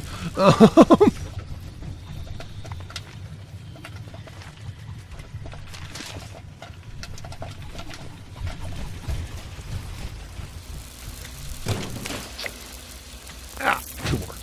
All right, let me eat a pile of popcorn now. Pile of popcorn. Suffering suffocatash. I did a bad job of that. Oh well.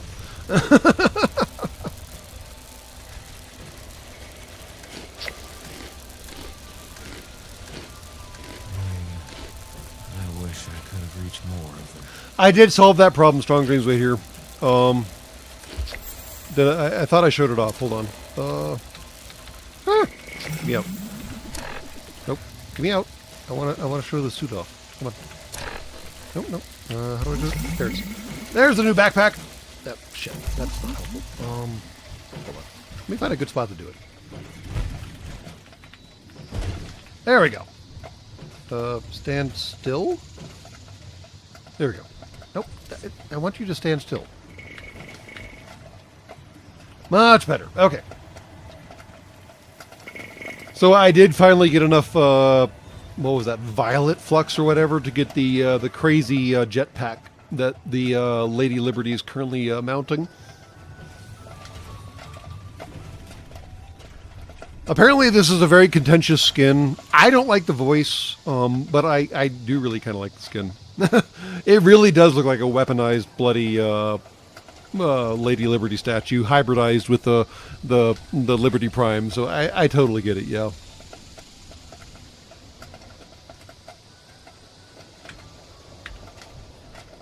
Man, we are giving you all a crash course in command authority, powers of attorney, loss of confidence in command.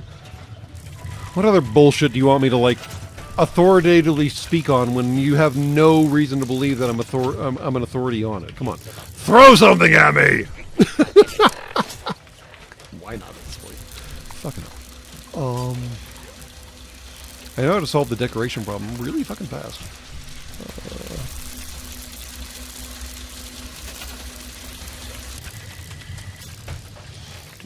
Ooh.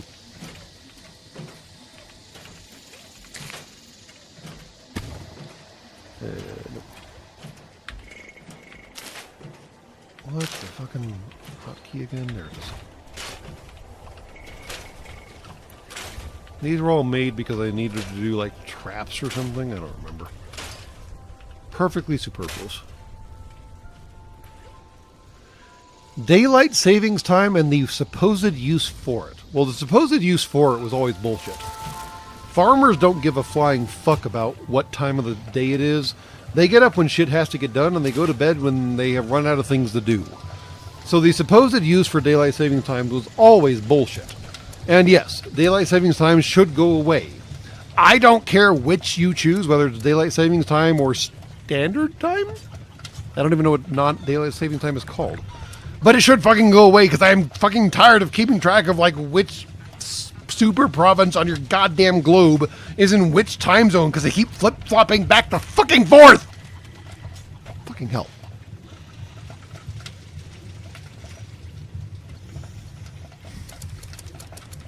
Anyways, there's a cheap way of doing, decorations. Where's the stupid cheap rug that I always use? There it is. That one. Behold! We're going to max out the bloody decoration requirement. Boom, boom, boom.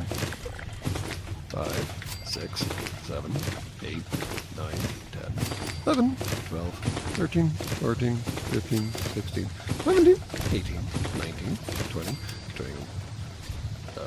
21, 22, 23, 24, 25. Come on. No? I was off by one? Off by one error!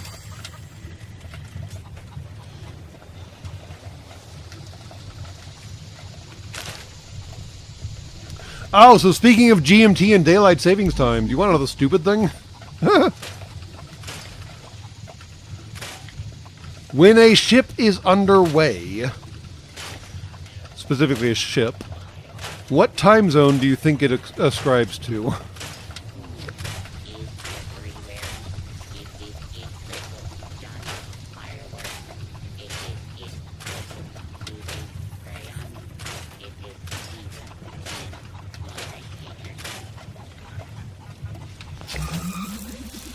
Boom, baby! Nice.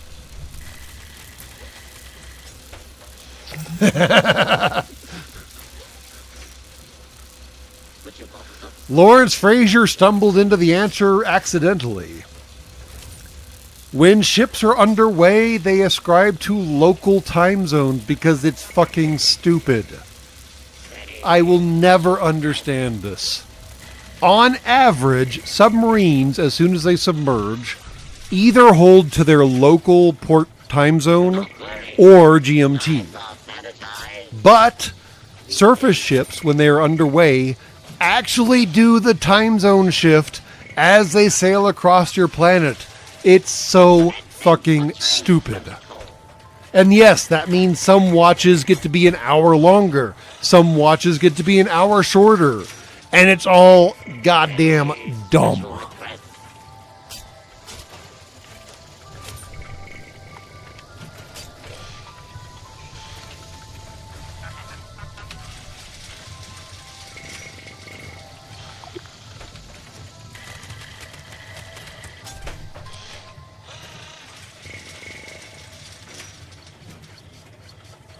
Well, I've got some bad news about whether or not they're teaching navigating by the sun stars anymore, Lawrence Frazier, but that's a separate conversation. I have heard that it is actually back in the curricula of the United States Naval Academy, so at least there's that. But otherwise, yeah. All right, I'm going to take another short break, and we'll be back right after these messages.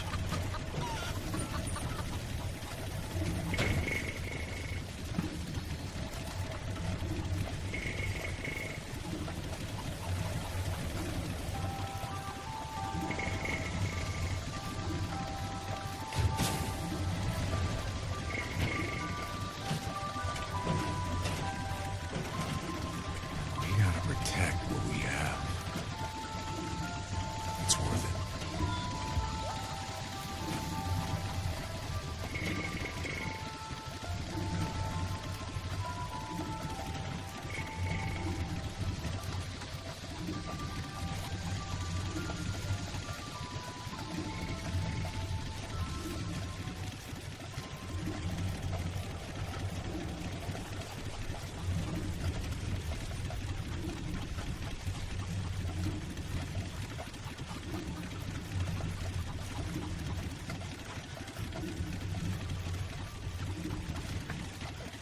Oh, my goodness gracious.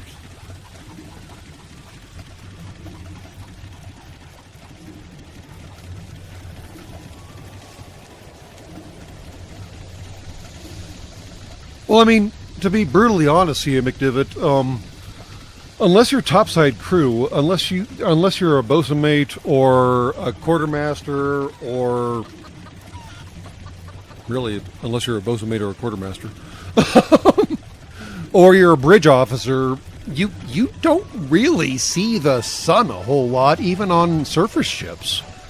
It's not like they have windows. So the time of the day is largely perfectly immaterial to you.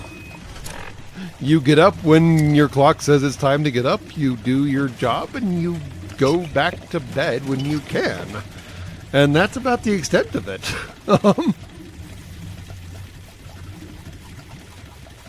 And yes, Jed Brown, equally dividing your globe into time zones would have made far too much sense.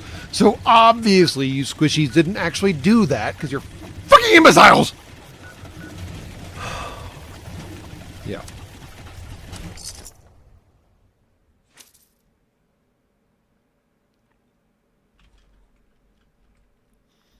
I mean, India is on a half time zone. How does a half time zone even happen? And the country spans like 3 time zones. Why is your solution to spanning 3 time zones to make up a half time zone? And then China spans like 7 time zones. Do you want to know how many time zones there are in China? 1! What the fuck? How does that even work?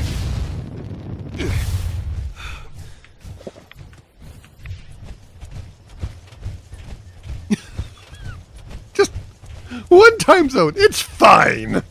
What?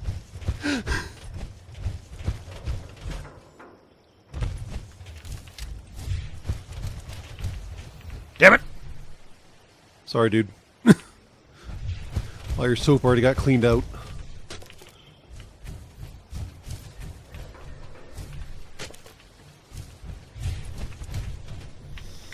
I'm gonna gather wood for the bloody bonfire, right? Didn't we have to gather wood as part of the stories or whatever the hell?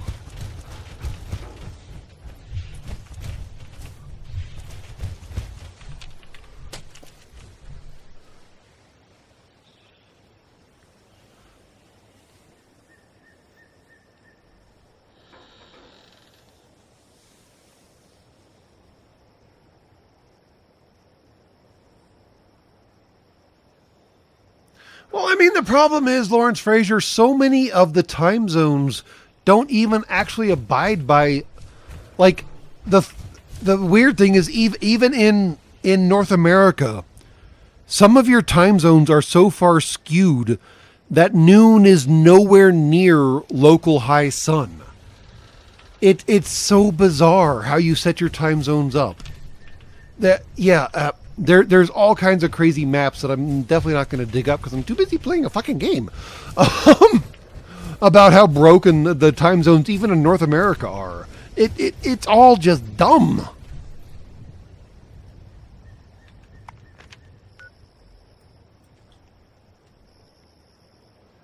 Some time zones not having local noon happen anywhere inside of them at high sun is the point. Is that your argument? Because my argument should be that when the sun is at the top of the sky, that should be noon somewhere in the time zone. Preferably the middle of the time zone, but somewhere in the time zone. And there are time zones in North America where no, the sun being at the highest point in the sky is not noon anywhere in the time zone.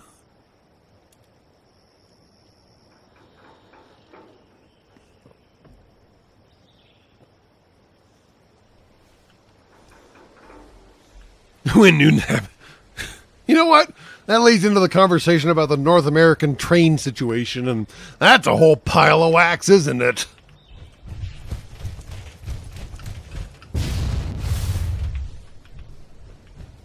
I'm going to hide up here so nothing can eat me while I take a look at the season situation. What do we have going on?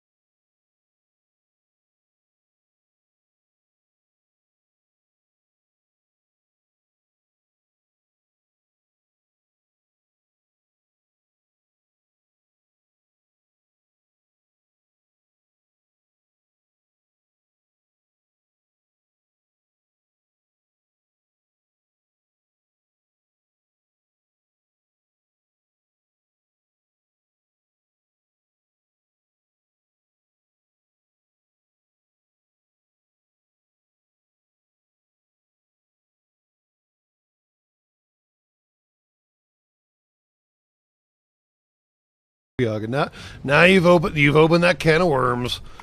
Oh boy. Buckle up. Comments are about to get spicy, y'all. Do I have time to get concrete? I might have time to get concrete. Where is it? Crap. The monorail elevator. Monorail elevator. There it is. Okay.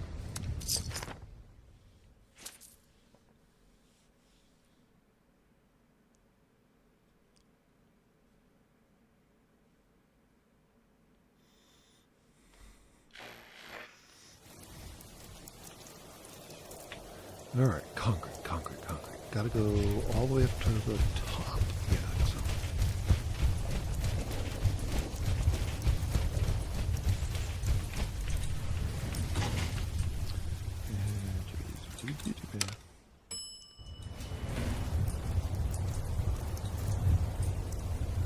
What?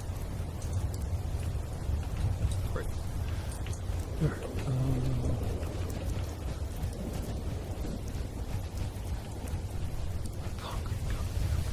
Bag of cement.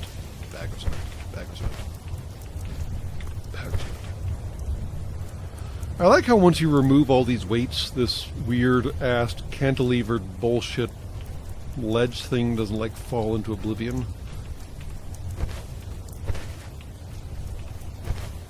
Because all this crap is exclusively here to keep that from collapsing into the abyss below. And for some reason, once you remove all the crap, it does not collapse into the abyss below. It's just funny to me. That's all.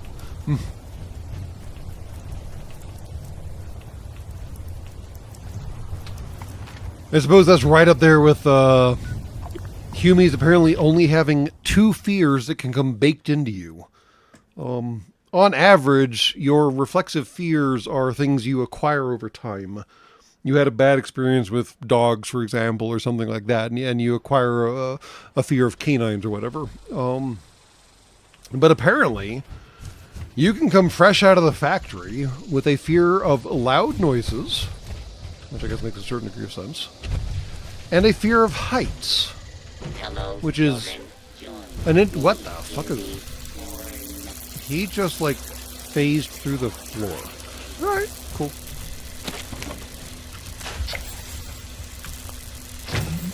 So yeah, you can come out baked with a fear of loud noises and a fear or a fear of heights, which is a weird little detail.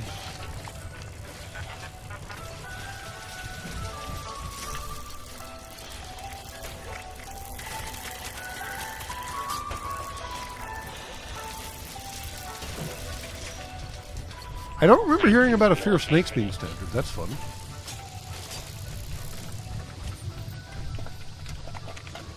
Alright, does anyone remember where the hell the campfire story actually happened? I don't. Alright, asbestos and oil, huh? Let's do the thing, shall we? Do the cheaty thing!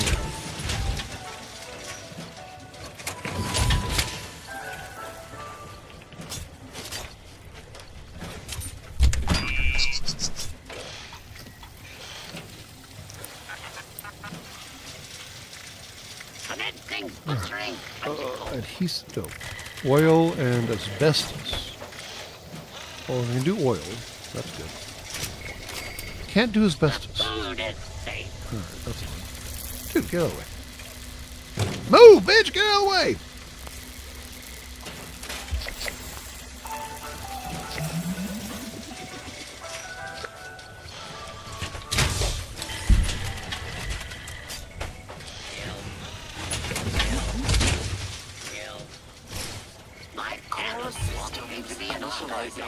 West side of the map by the power plant? West side of the map? Asbestos? What?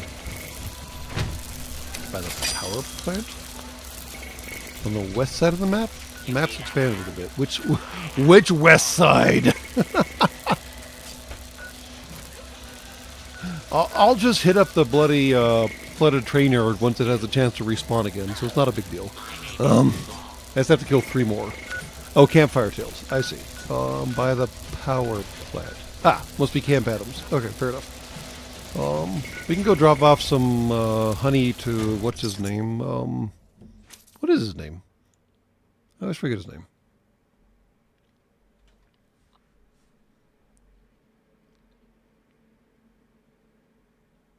What is his name? The guy in charge of the teapot. Sweetwater. That's the one. Here, dude. I'm gonna give you some honey. I'm gonna give you some honey. A nice cup of tea and a biscuit. Oh man, that's a reference I didn't even remember I was making. Tea goes well with anything. Come here, dear. I want to give you some honey. Back, friend.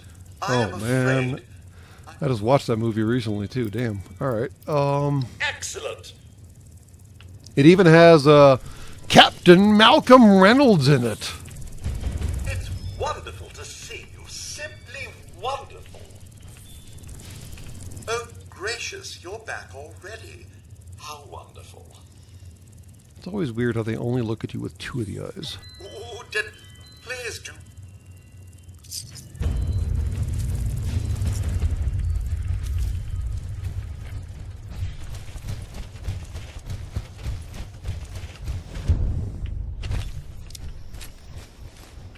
So that doesn't give you a whole lot better bonuses than normal. Okay, fair enough.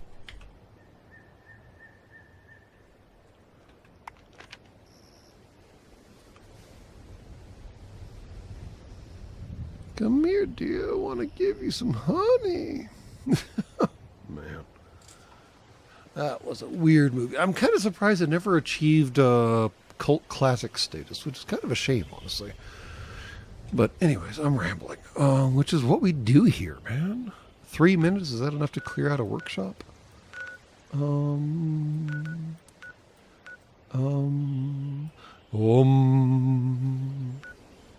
Maybe? Probably not. Asbestos. Well, let's go check out the flooded train yard again.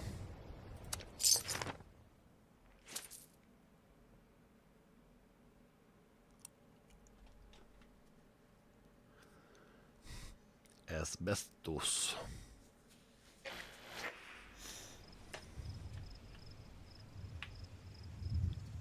Isn't asbestos like naturally occurring on your planet or something like that? I swear I read that somewhere.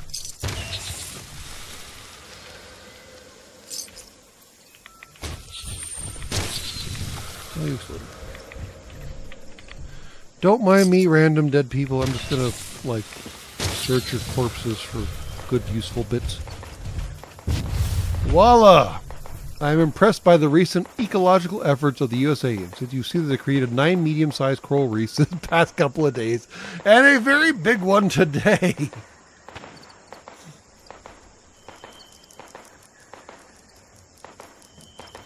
Yeah, it's just so weird that asbestos, like, naturally occurs on your planet. Like, what?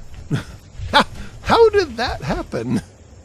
But anyways, yes, Walla raises a very amusing and valid point. The entire, well, as the joke I saw goes, the next Iranian Navy will have to have glass bottoms in the bottoms of their ships so they can see their previous Navy.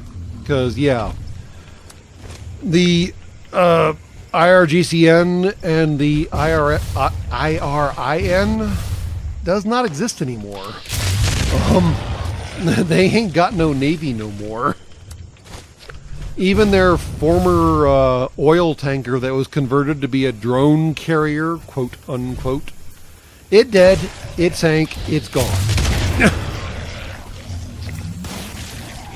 The Kilo class the submarine they had, yeah, it sank. The midget subs they had, yeah, those sank too. The IRGCN and the IRIN just have no Navy anymore. Now, yeah, sure, fine. There's all kinds of bog hammers and other small boats like that. Small boats a Navy don't make. So yeah, the USA Navy is doing some massive coral reef development off the coast of Bandar Abbas, for better or for worse.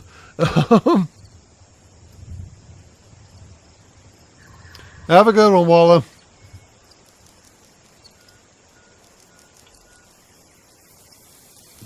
So, I mean, the sad part, C.A. McDivitt, is that all of the major sinkings happened in port or at anchor. None of their ships even had a chance to get out. So it is entirely possible that a JDAM, or, to be brutally honest, some asshole swimming through the water with a goddamn limpet charge, was what took out the tubs. And it's just kind of like, damn, dude. You couldn't even get your boats out the fucking harbor, and they got sunk in place. You really suck, dude. Oh, we're missing out on, what? Alright. I don't know this one. Does Mr. Bigfoot show up at this one too? Alright.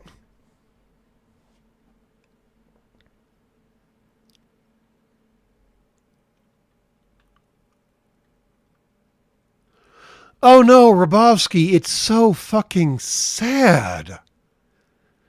Y'all have had nearly 50 orbits of trash talking and death to America.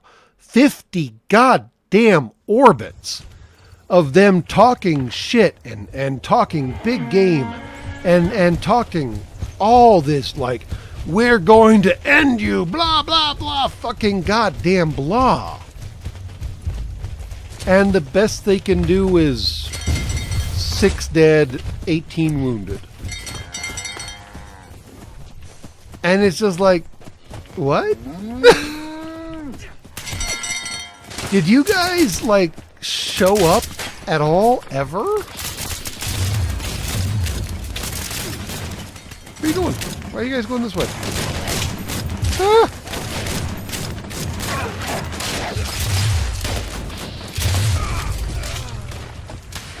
I don't know what I'm doing. I've never done this one before.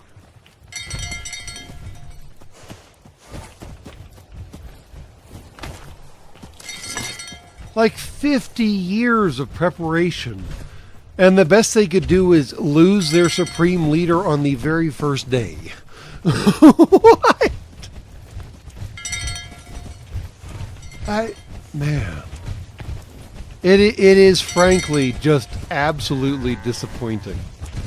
Like, you talked so much shit. You talked such a murderous game.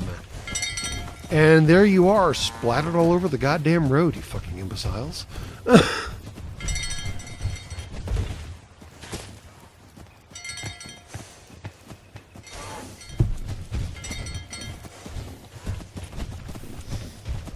It's reached a point where, at this point, I'm not even sure the USAians are like experience farming them, because I'm not actually sure what experience they're getting aside from just pushing the button and letting the bombs go. There's no experience there. There's just like, oh damn, I just destroyed the last fucking F-14, didn't I? Fuck. I mean, come on.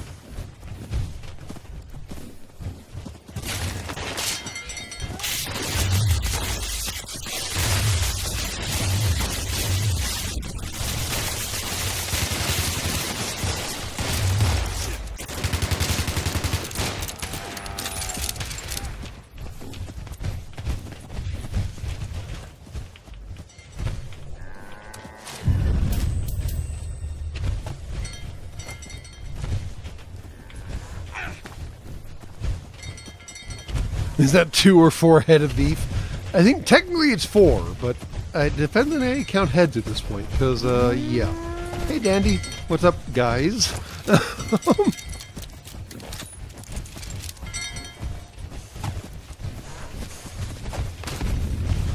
Yeah, the training the USA military is getting is the same training they do every day, all day. They're not getting anything different because no one's shooting back at them. It's just sad at this point. Grandpa Buff has owned your skies, you fucking imbeciles.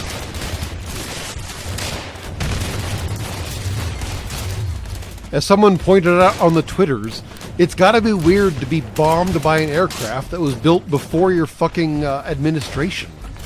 Like, Buff predates the entire current Iran regime, and Buff is about to end the current Iran regime.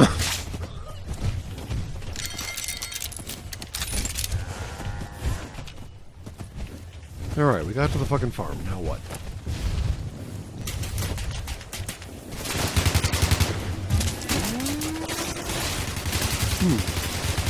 Now it's a party. Oh shit, now there's a sheep squatch. What? Where'd you come from?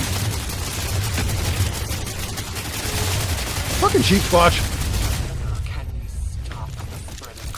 Oh, a creature from the forest draw near. Draws near, excuse me. Here, Bigfoot, Bigfoot, Bigfoot. Where you at, bro?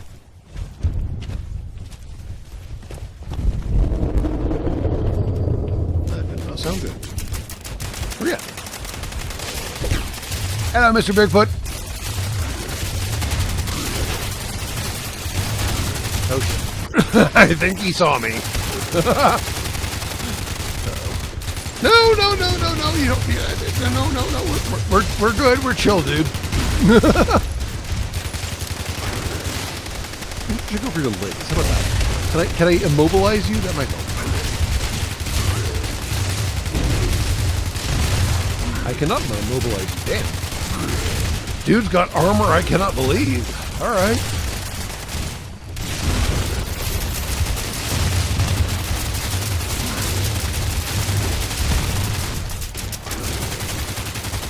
A fucking battery, yo.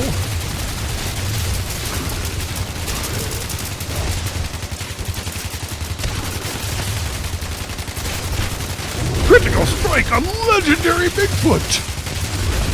Anime there. All right, Mr. Bigfoot got tired, laid down, had to take a nap. With his big foot.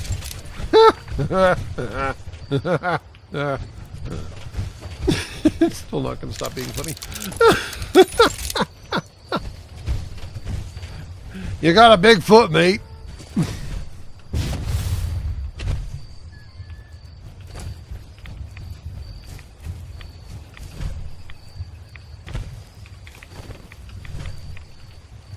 Y'all got a big foot. Never not going to be funny. That's weird. Why does your loo have a wooden bottom? Alright. Choices were made. Not good choices, but they were made. Alright, let's see if we finally picked up enough asbestos. Asbestos! So would 76 have been long enough after the bombs dropped for Brahmin to mutate into a stable species? Yes. Ish. Maybe. How long do cows live? I don't actually know. How long do bovines live? I have no idea. Fallout 76 takes place 100 years after the bombs fell. So if you know how long bovines live, you should be able to work out whether or not it could be a stable species after that. Welcome to Bethesda. You okay, dude? I'm just going to assume you're crawling around on the floor because you like it. Okey-dokey.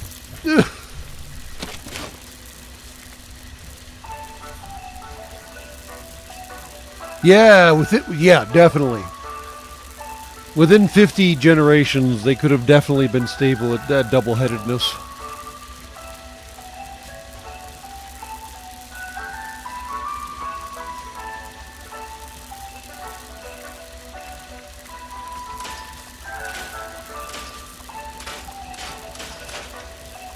Now, why did double-headedness become a genetically or evolutionary useful aspect?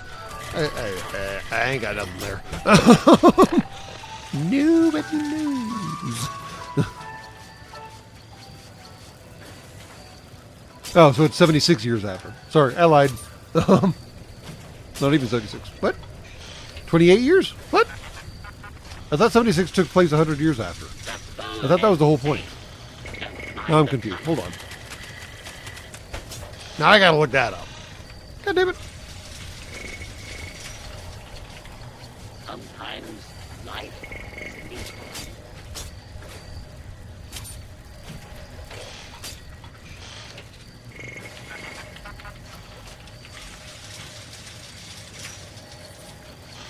Oh no, it's only 25 years after. Yeah, okay, fine. I was wrong. Sorry. I thought it was, for some reason, I thought it was 100 years.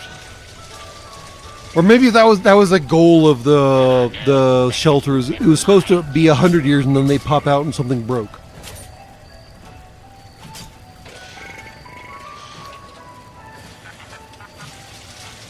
So yeah, fine. Okay. 76 is 25 years after the Great War, which only leaves us, what, 12 generations?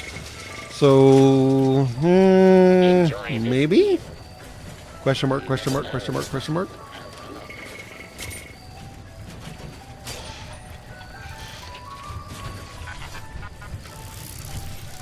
I mean, I guess it depends on what you define as like a stable mutation. When you get right down to it. Fucking asbestos, man. What the fuck else makes asbestos aside from goddamn snallygassers? And obviously that's not working for me.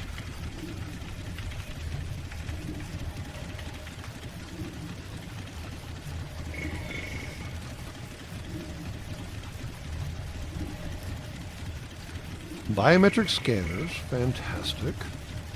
Cigarette cartons can do it, okay. Coffee pots, nice coffee pots. Pack of cigarettes. Well, I've got a lot of cigarette thingies available to me. That should do it, right? Come on. Pack of cigarettes. Come on. Do the thing, man. Do the thing. Fuck you. What is wrong with you, dude? Get any better than this, My dude. My weird robot fucking friend. Are you okay?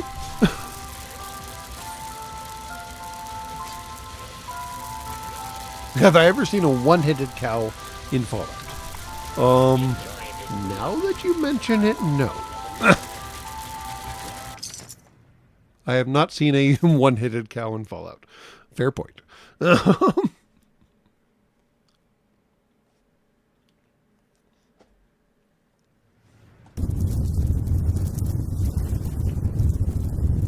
There should be some fucking SIGs in here, right? assuming someone else didn't clear them out.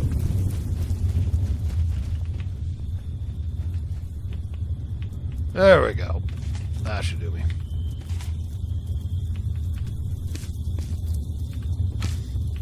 BEA, beautiful. Alright. The soap one's a hard nut to crack, though.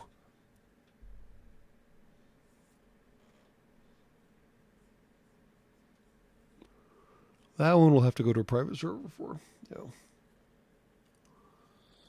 I know a few places to get a few bits of soap, but there's only one spot to get like all the soap all at once, all the time. Yeah. So naturally, everyone who's looking for soap goes there right off the fucking bat. Dude. Alright, you just go do that then. Did he take damage or something? No? Alright, I don't know. Boom!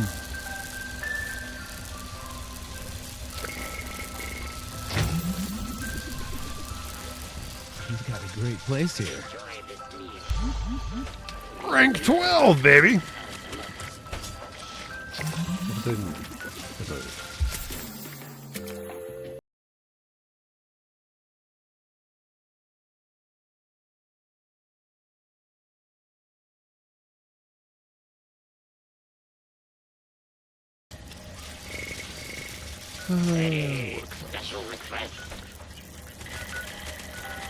I gotta workshop this some more, y'all.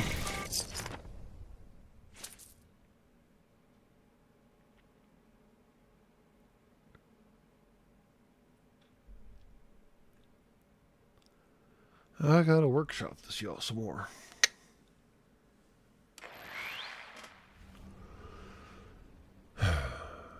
Potatoes.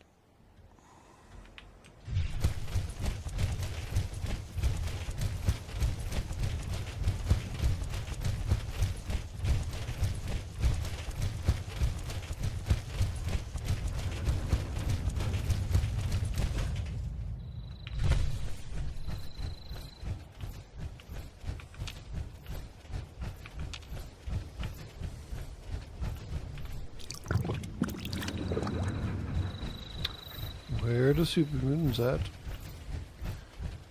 Come out and play! Super mutants, come out and play!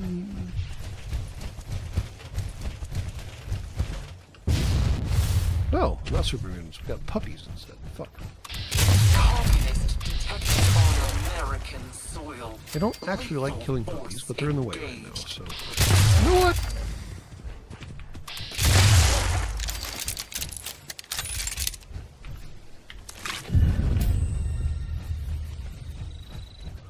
You guys just happen to be in the wrong spot at the wrong fucking time.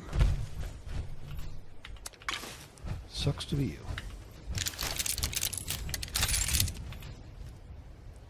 Really? I don't know where the dorks are. Come on. Give me a fucking... Whew.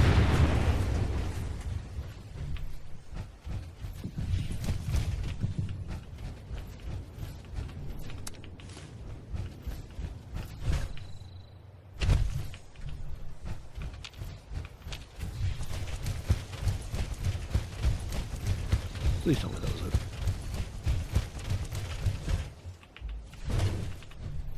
Thank you. There.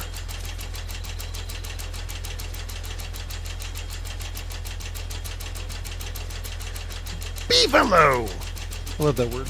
Beefalo. Beefalo.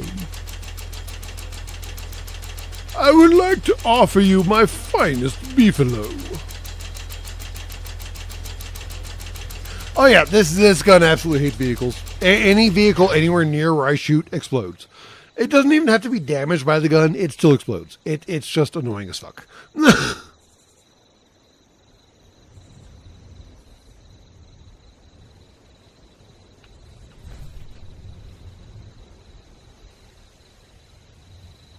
Really? I got nothing for capturing this fucking workshop? That's some bullshit. Alright, fine, be that way.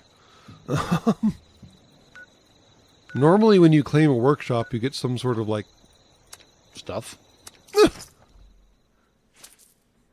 They've decided to withhold the stuff, apparently. Bullshit.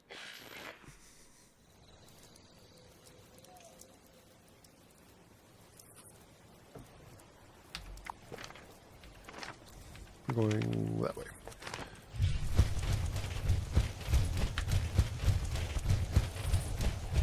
I ain't got no battery. Hold on. I should probably fix the battery problem. Please stand by.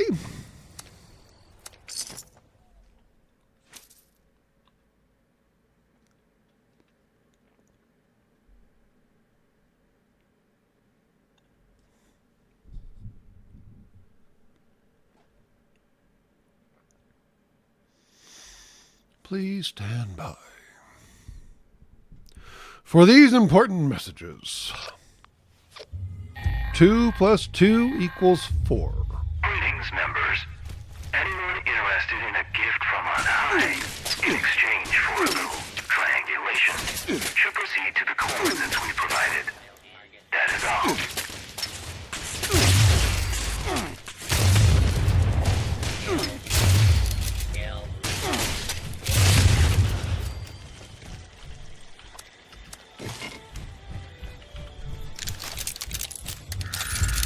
Oh, there's another campfire ghost. What? Maybe our boy doesn't show up at just the top of the hour? I suppose we should investigate. Campfire tales it is.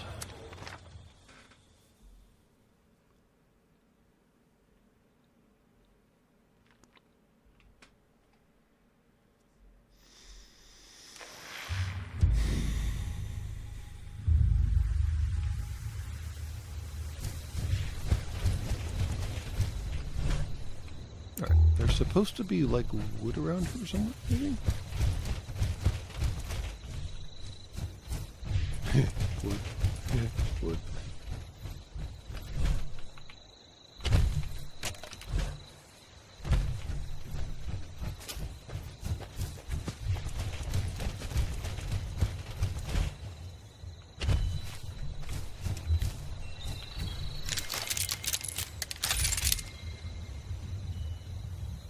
Always on the hour right now, small chance of showing up at other times. Alright, fair enough. Sit down for a table. We'll run the dice, it's fine. What is that? Why is there a bread box? I probably don't want to know the answer to that question.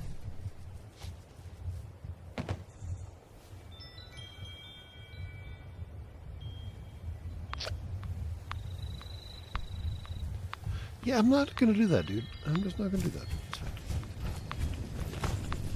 Tonight, we're doing one of my very favorite Pioneer Scout pastimes, Campfire Tales.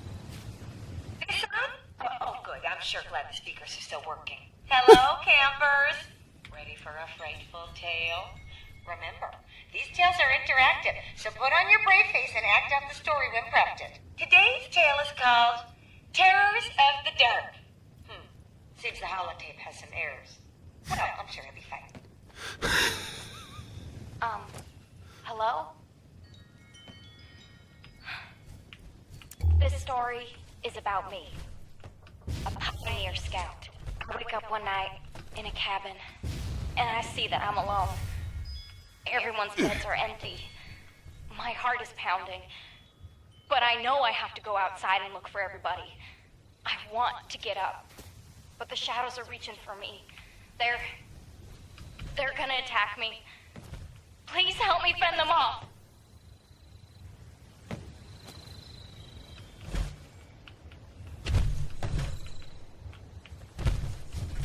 Where are these assholes at?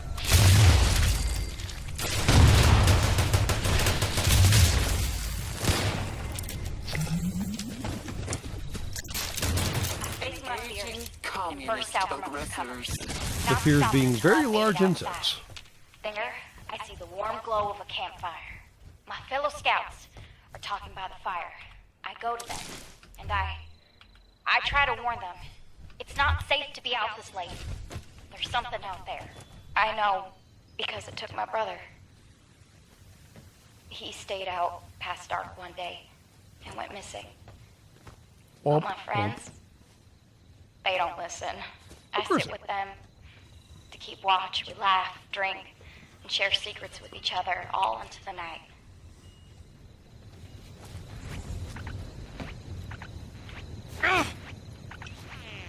As the night dwindles on, so does the fire. The scouts pay no mind to the encroaching darkness. I try again to warn them that the dark is dangerous, but no one listens. So I go into the forest alone in search of firewood.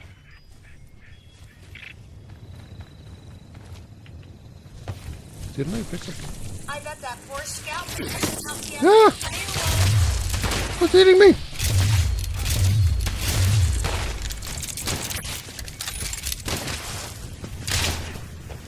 Where do I add firewood to? Apparently I'm a fucking idiot. Oh, you have to actually gather. Oh. So pre-gathering the wood is not actually helpful. Well, fuck me.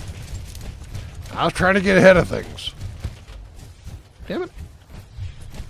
I keep my eyes on the ground, Fine. find enough wood to rekindle the fire.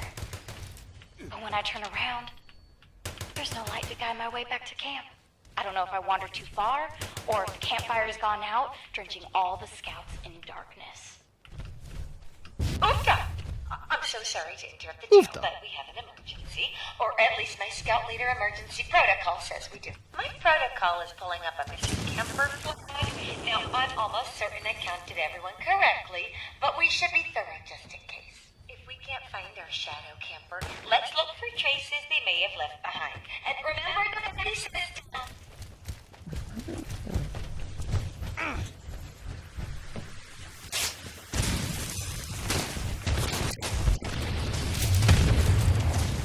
Fucking bugs, man. What the hell's that? I don't know what that was. Coo Magoo.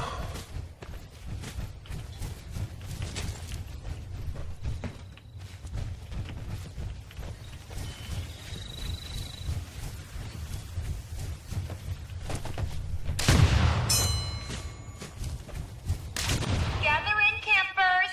I'm gonna play this holotape we found. I sure do hope it will explain some things. I'm hunting bugs out here in Appalachia. There are spiders, ants, and slugs. Today, I'm going to complete my collection. Only 9 more Hymenoptera to go. Hymenoptera, is that different from Hymenoptera? Because I know where Hymenoptera is. The map's right here, lady. I'm hunting bugs. Bugs of all kinds. Some come out at night, but they're cool at all times. And yes, I did, in fact, have a very good time.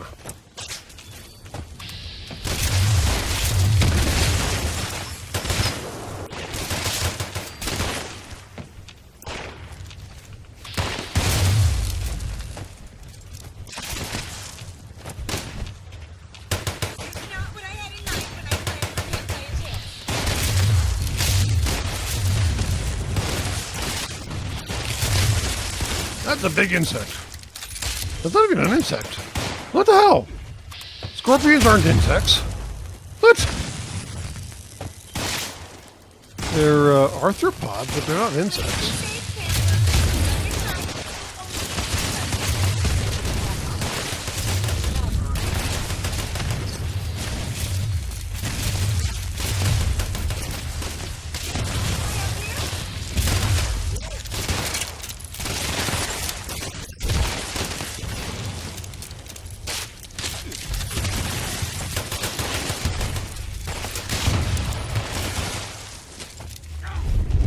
Yes. Oh, there he is. Bigfoot. My boy. What up, dog? Where are you going? Come back here. I just want to talk to you.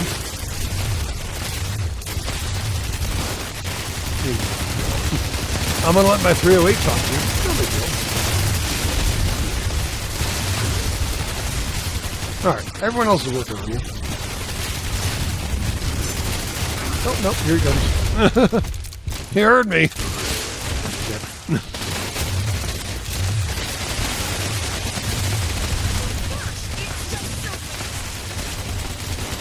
I'm talking about, lady. Go hide.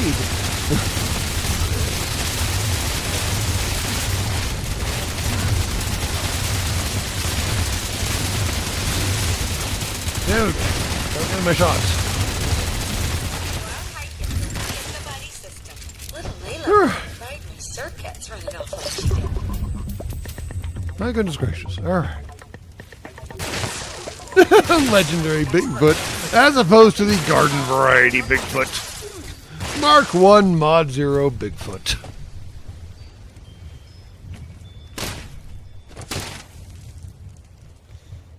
Yeah. Scorpions are arachnids, not insects. They're different. Spiders aren't insects. Crabs aren't insects. Scorpions aren't insects, yes. Yeah. They're arthropods, sure, but that doesn't make them insects. That just means they have their bony bits on the outside. You guys have your bony bits in your insides. No big deal. Hopefully you have your bony bits in the insides. If you don't, you should probably consult a medical professional. And it's all downhill from there. Welcome. I just love meeting new campers. You know what? We're just going to bounce out real quick. And bounce back in again.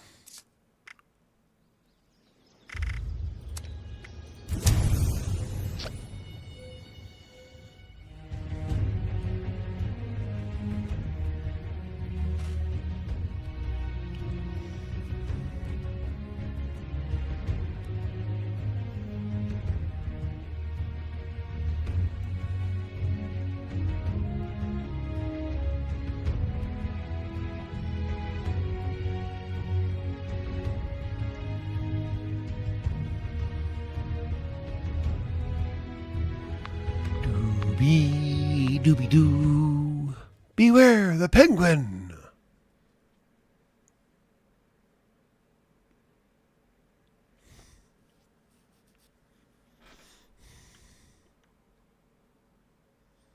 Come on. Load.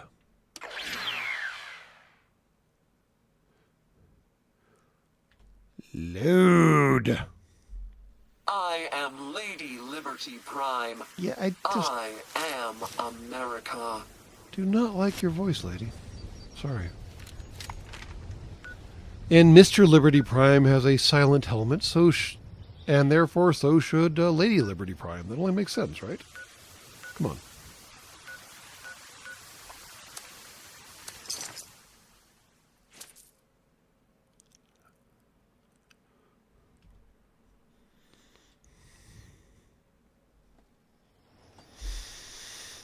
Dooby-dooby-doo.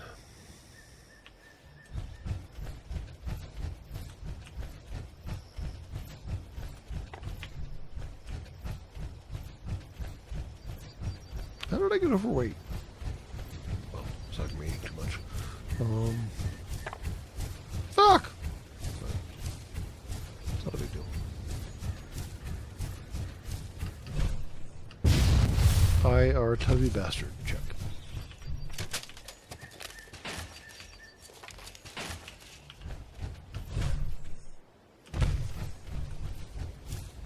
I would like to dome each of those little yellow diamonds. Come here, little yellow diamond.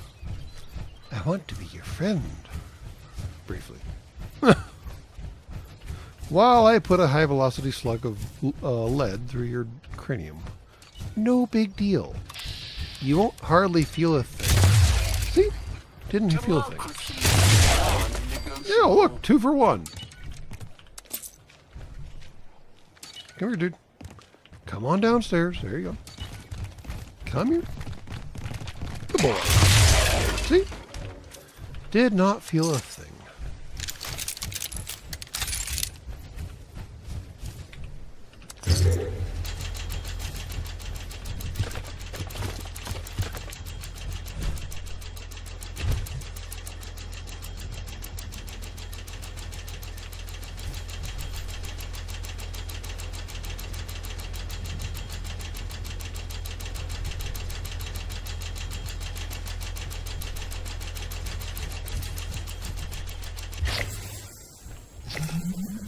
Billy bing, bang, billy bang, billy boom.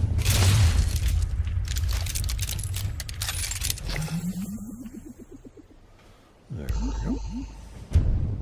See, sometimes you get items out of it. I got lion statues, which are kind of useless. Oh well, win some, lose some.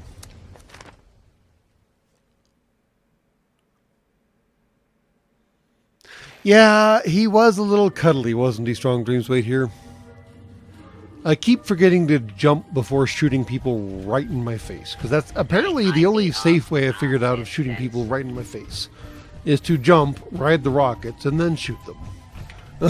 Because otherwise it can end with my own demise. Quite rapidly.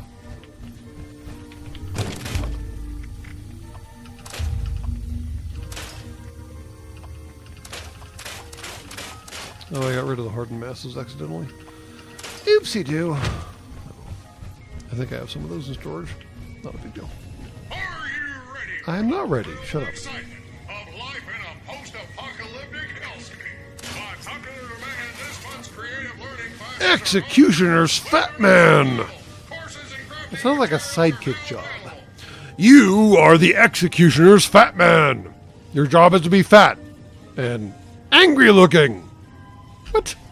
What is this? Executioner's Fat Man. What in tarnation?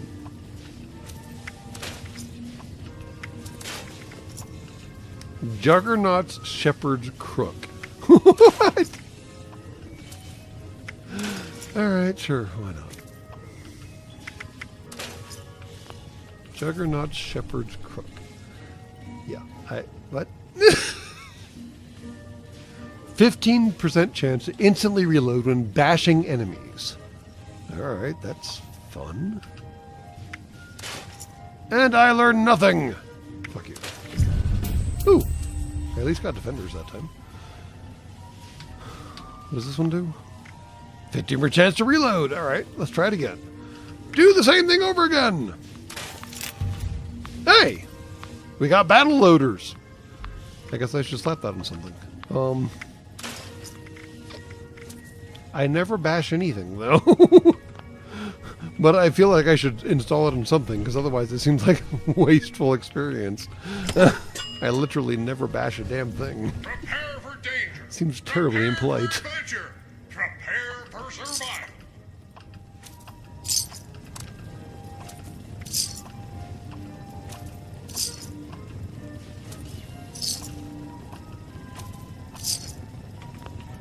Alright,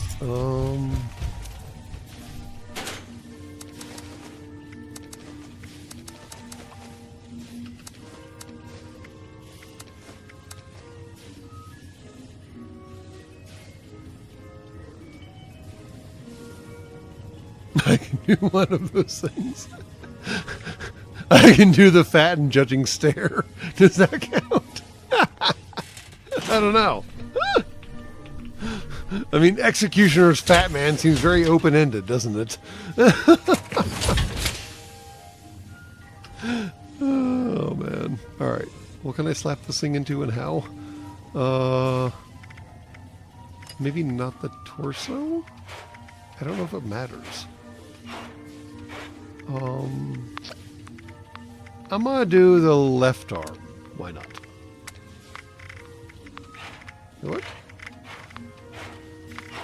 The weapon mod? What? You're fucking kidding. That cannot be a fucking weapons mod. What?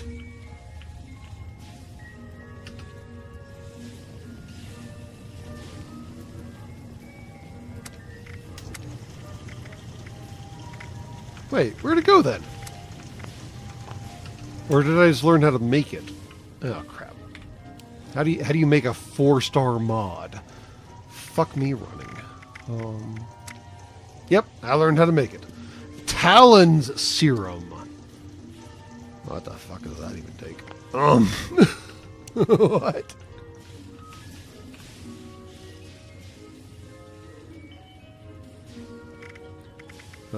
Mutations. I literally don't even know how to make Talon Serum.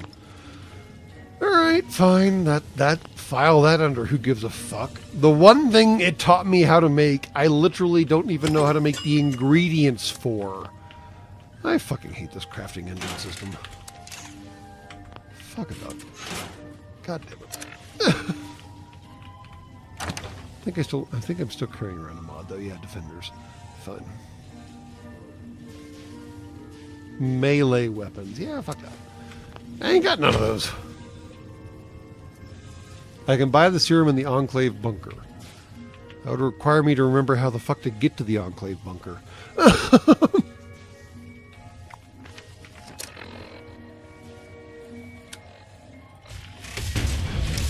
And I don't really actually want the mod. It didn't seem that useful. Like I said, I don't actually bash anything. Alright, let's go get some soap.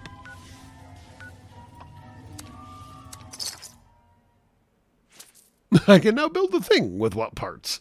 You know? Build the thing! What?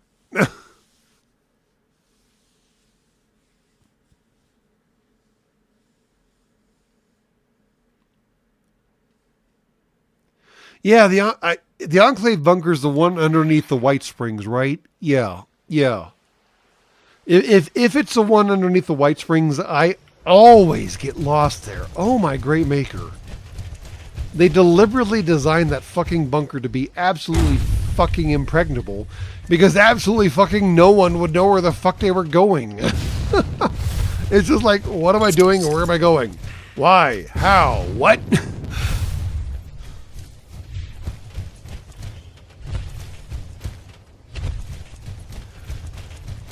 And no, my power armor is not sealed. My suit's sealed, if that counts? I don't know. Yeah, kind of weird. They did boob armor in the strangest way. Like, seriously. Like, that is technically one way of doing boob armor. Just, like, give her, like, this fucking dumpster to drop her memory glands into. I mean, yeah, I don't know what's going on there. Nothing good, okay?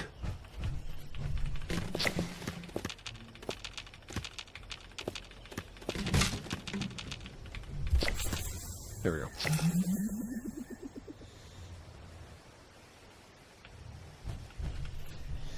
Just leaving my arse hanging out in the breeze? Really? I hadn't noticed that. Stand still, you idiot. Well, I can't. Yeah, it doesn't have much junk in the trunk, does it? It's got armor plate back there, at least. There's definitely a bucket you sit in. Yeah, there's definitely a plate you can sit on, but beyond that, there's not a lot of junk in the trunk, no.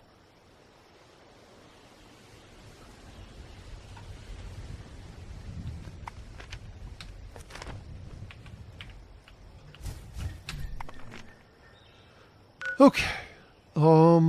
We had to get up to 16? 14? Oh, it is 14. Nice. Boom, boom. Double boom. Well, now I can do alien. Nice! I feel contractually obligated to do alien.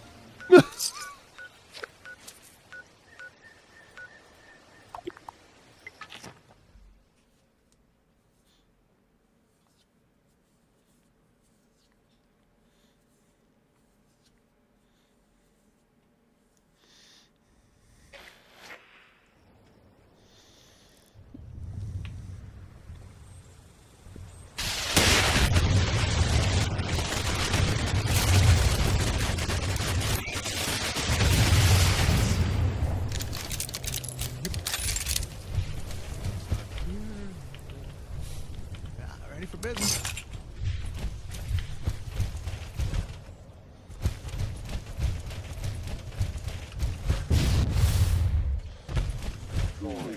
Reaches for the sun.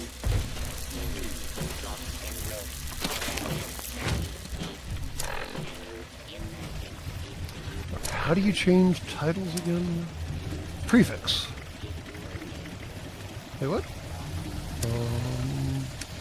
Do I have to read a note to be able to do the thing? Is there a plan? There's always a plan, right? Somebody has a plan. Nope. What? Where do my prefixes and suffixes and shit go? What in the flying fornication is that? Oh, those are code pieces that went bad. Oh no. That's not good. Something broke there.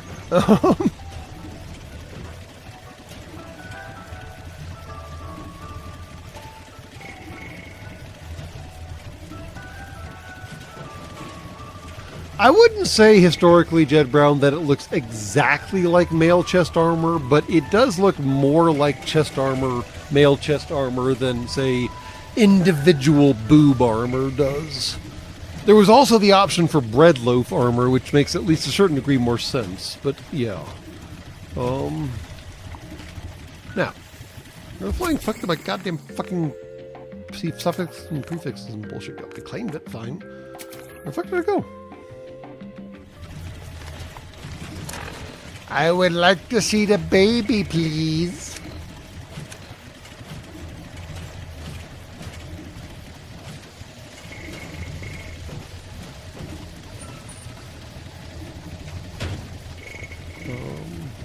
Alright. Let's just bail out real quick. Come on. Bail. And reload and see what happens.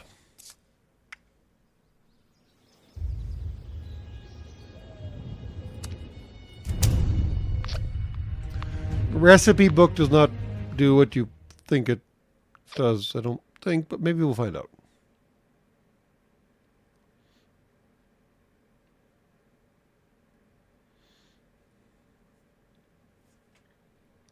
I could be wrong. They could have changed something. It's not like Bethesda to change anything, right? Wait.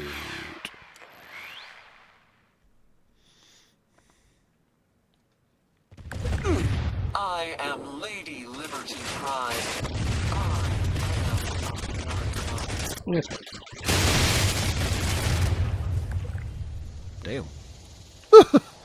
Those turrets went to town, those little frogs. Yeah, it did. It's like that.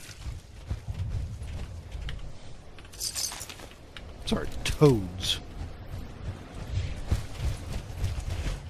Their car got towed. Can you imagine a world without life? Alright. Yeah, I don't think that recipe book does what we think it does. But, in the meantime... Alien! Suffix. Alien! Oh, I can't see my own prefixes and stuff. Alien, alien! I am now alien, alien!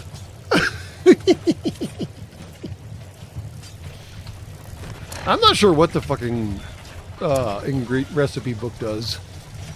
I are clicking on it and it do nothing. Even if I try to view it, it do nothing. Nope, that's all I meant to do.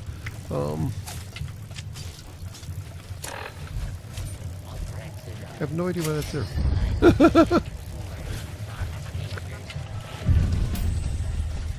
Thank you for giving me a weird Bowie knife, you absolute strange cat. Not sure why you gave me a Bowie knife, but it's cool.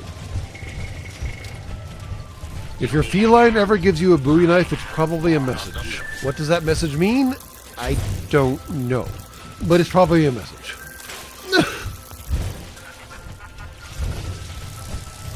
Homeboy, what you doing? Hey, dude. What up?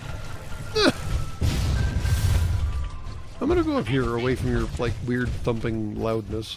Okay, cool. Alright.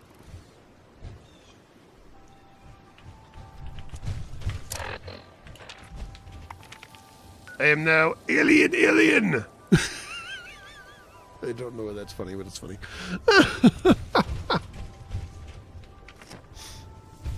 He's still just running around down there, isn't he? Alright, dude. What you doing?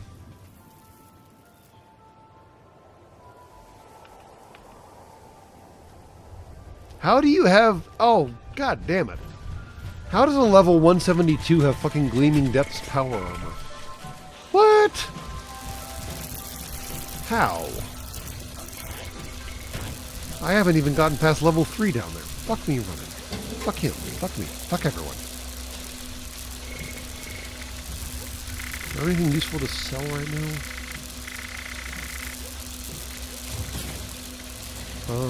Yeah. We can sell. Glass-covered shepherd's crook. That's not a recipe for bad.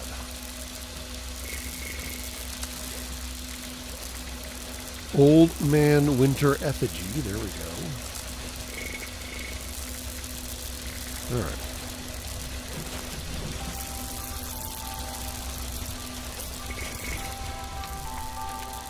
We have definitely cleaned up all the possible chores we possibly can, so that's cool. And on that cheerful note, I think it might be time to call it. We've only been at it for, 3 hours now. So if you didn't get your 3 hours worth of entertainment for spending nothing, then why did you waste 3 hours of watching me do stuff?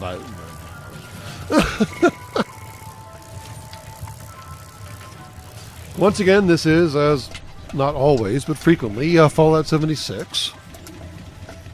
Oh no, the Old Man Winter Effigy looks very different than just a snowman. I'll show you that next time we play. It's not quite a snowman. Yeah. Not quite a snowman. But anyways, this is in fact Fallout 76. That does in fact take place in West Virginia and Eastern Ohio, which doesn't get its own name on the map yet. For reasons? Whatever. So yeah. It's so much better than it was when it launched. I'm not saying it's a great game, but it's still a good game, in my opinion.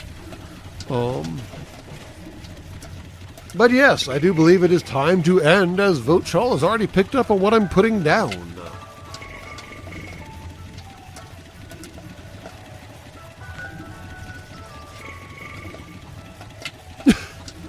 And Mr. Grimsmith is about to learn the horrible truth about ethanol and how unstable it is and how it stores for shit. But that's a separate conversation for a separate channel. So here we are at the end of the Sacred Cow Shipyard live stream. And I'll tell you what I tell you every time. Good night and good luck. There's pretty much nowhere else I'd rather be. How many people can say that?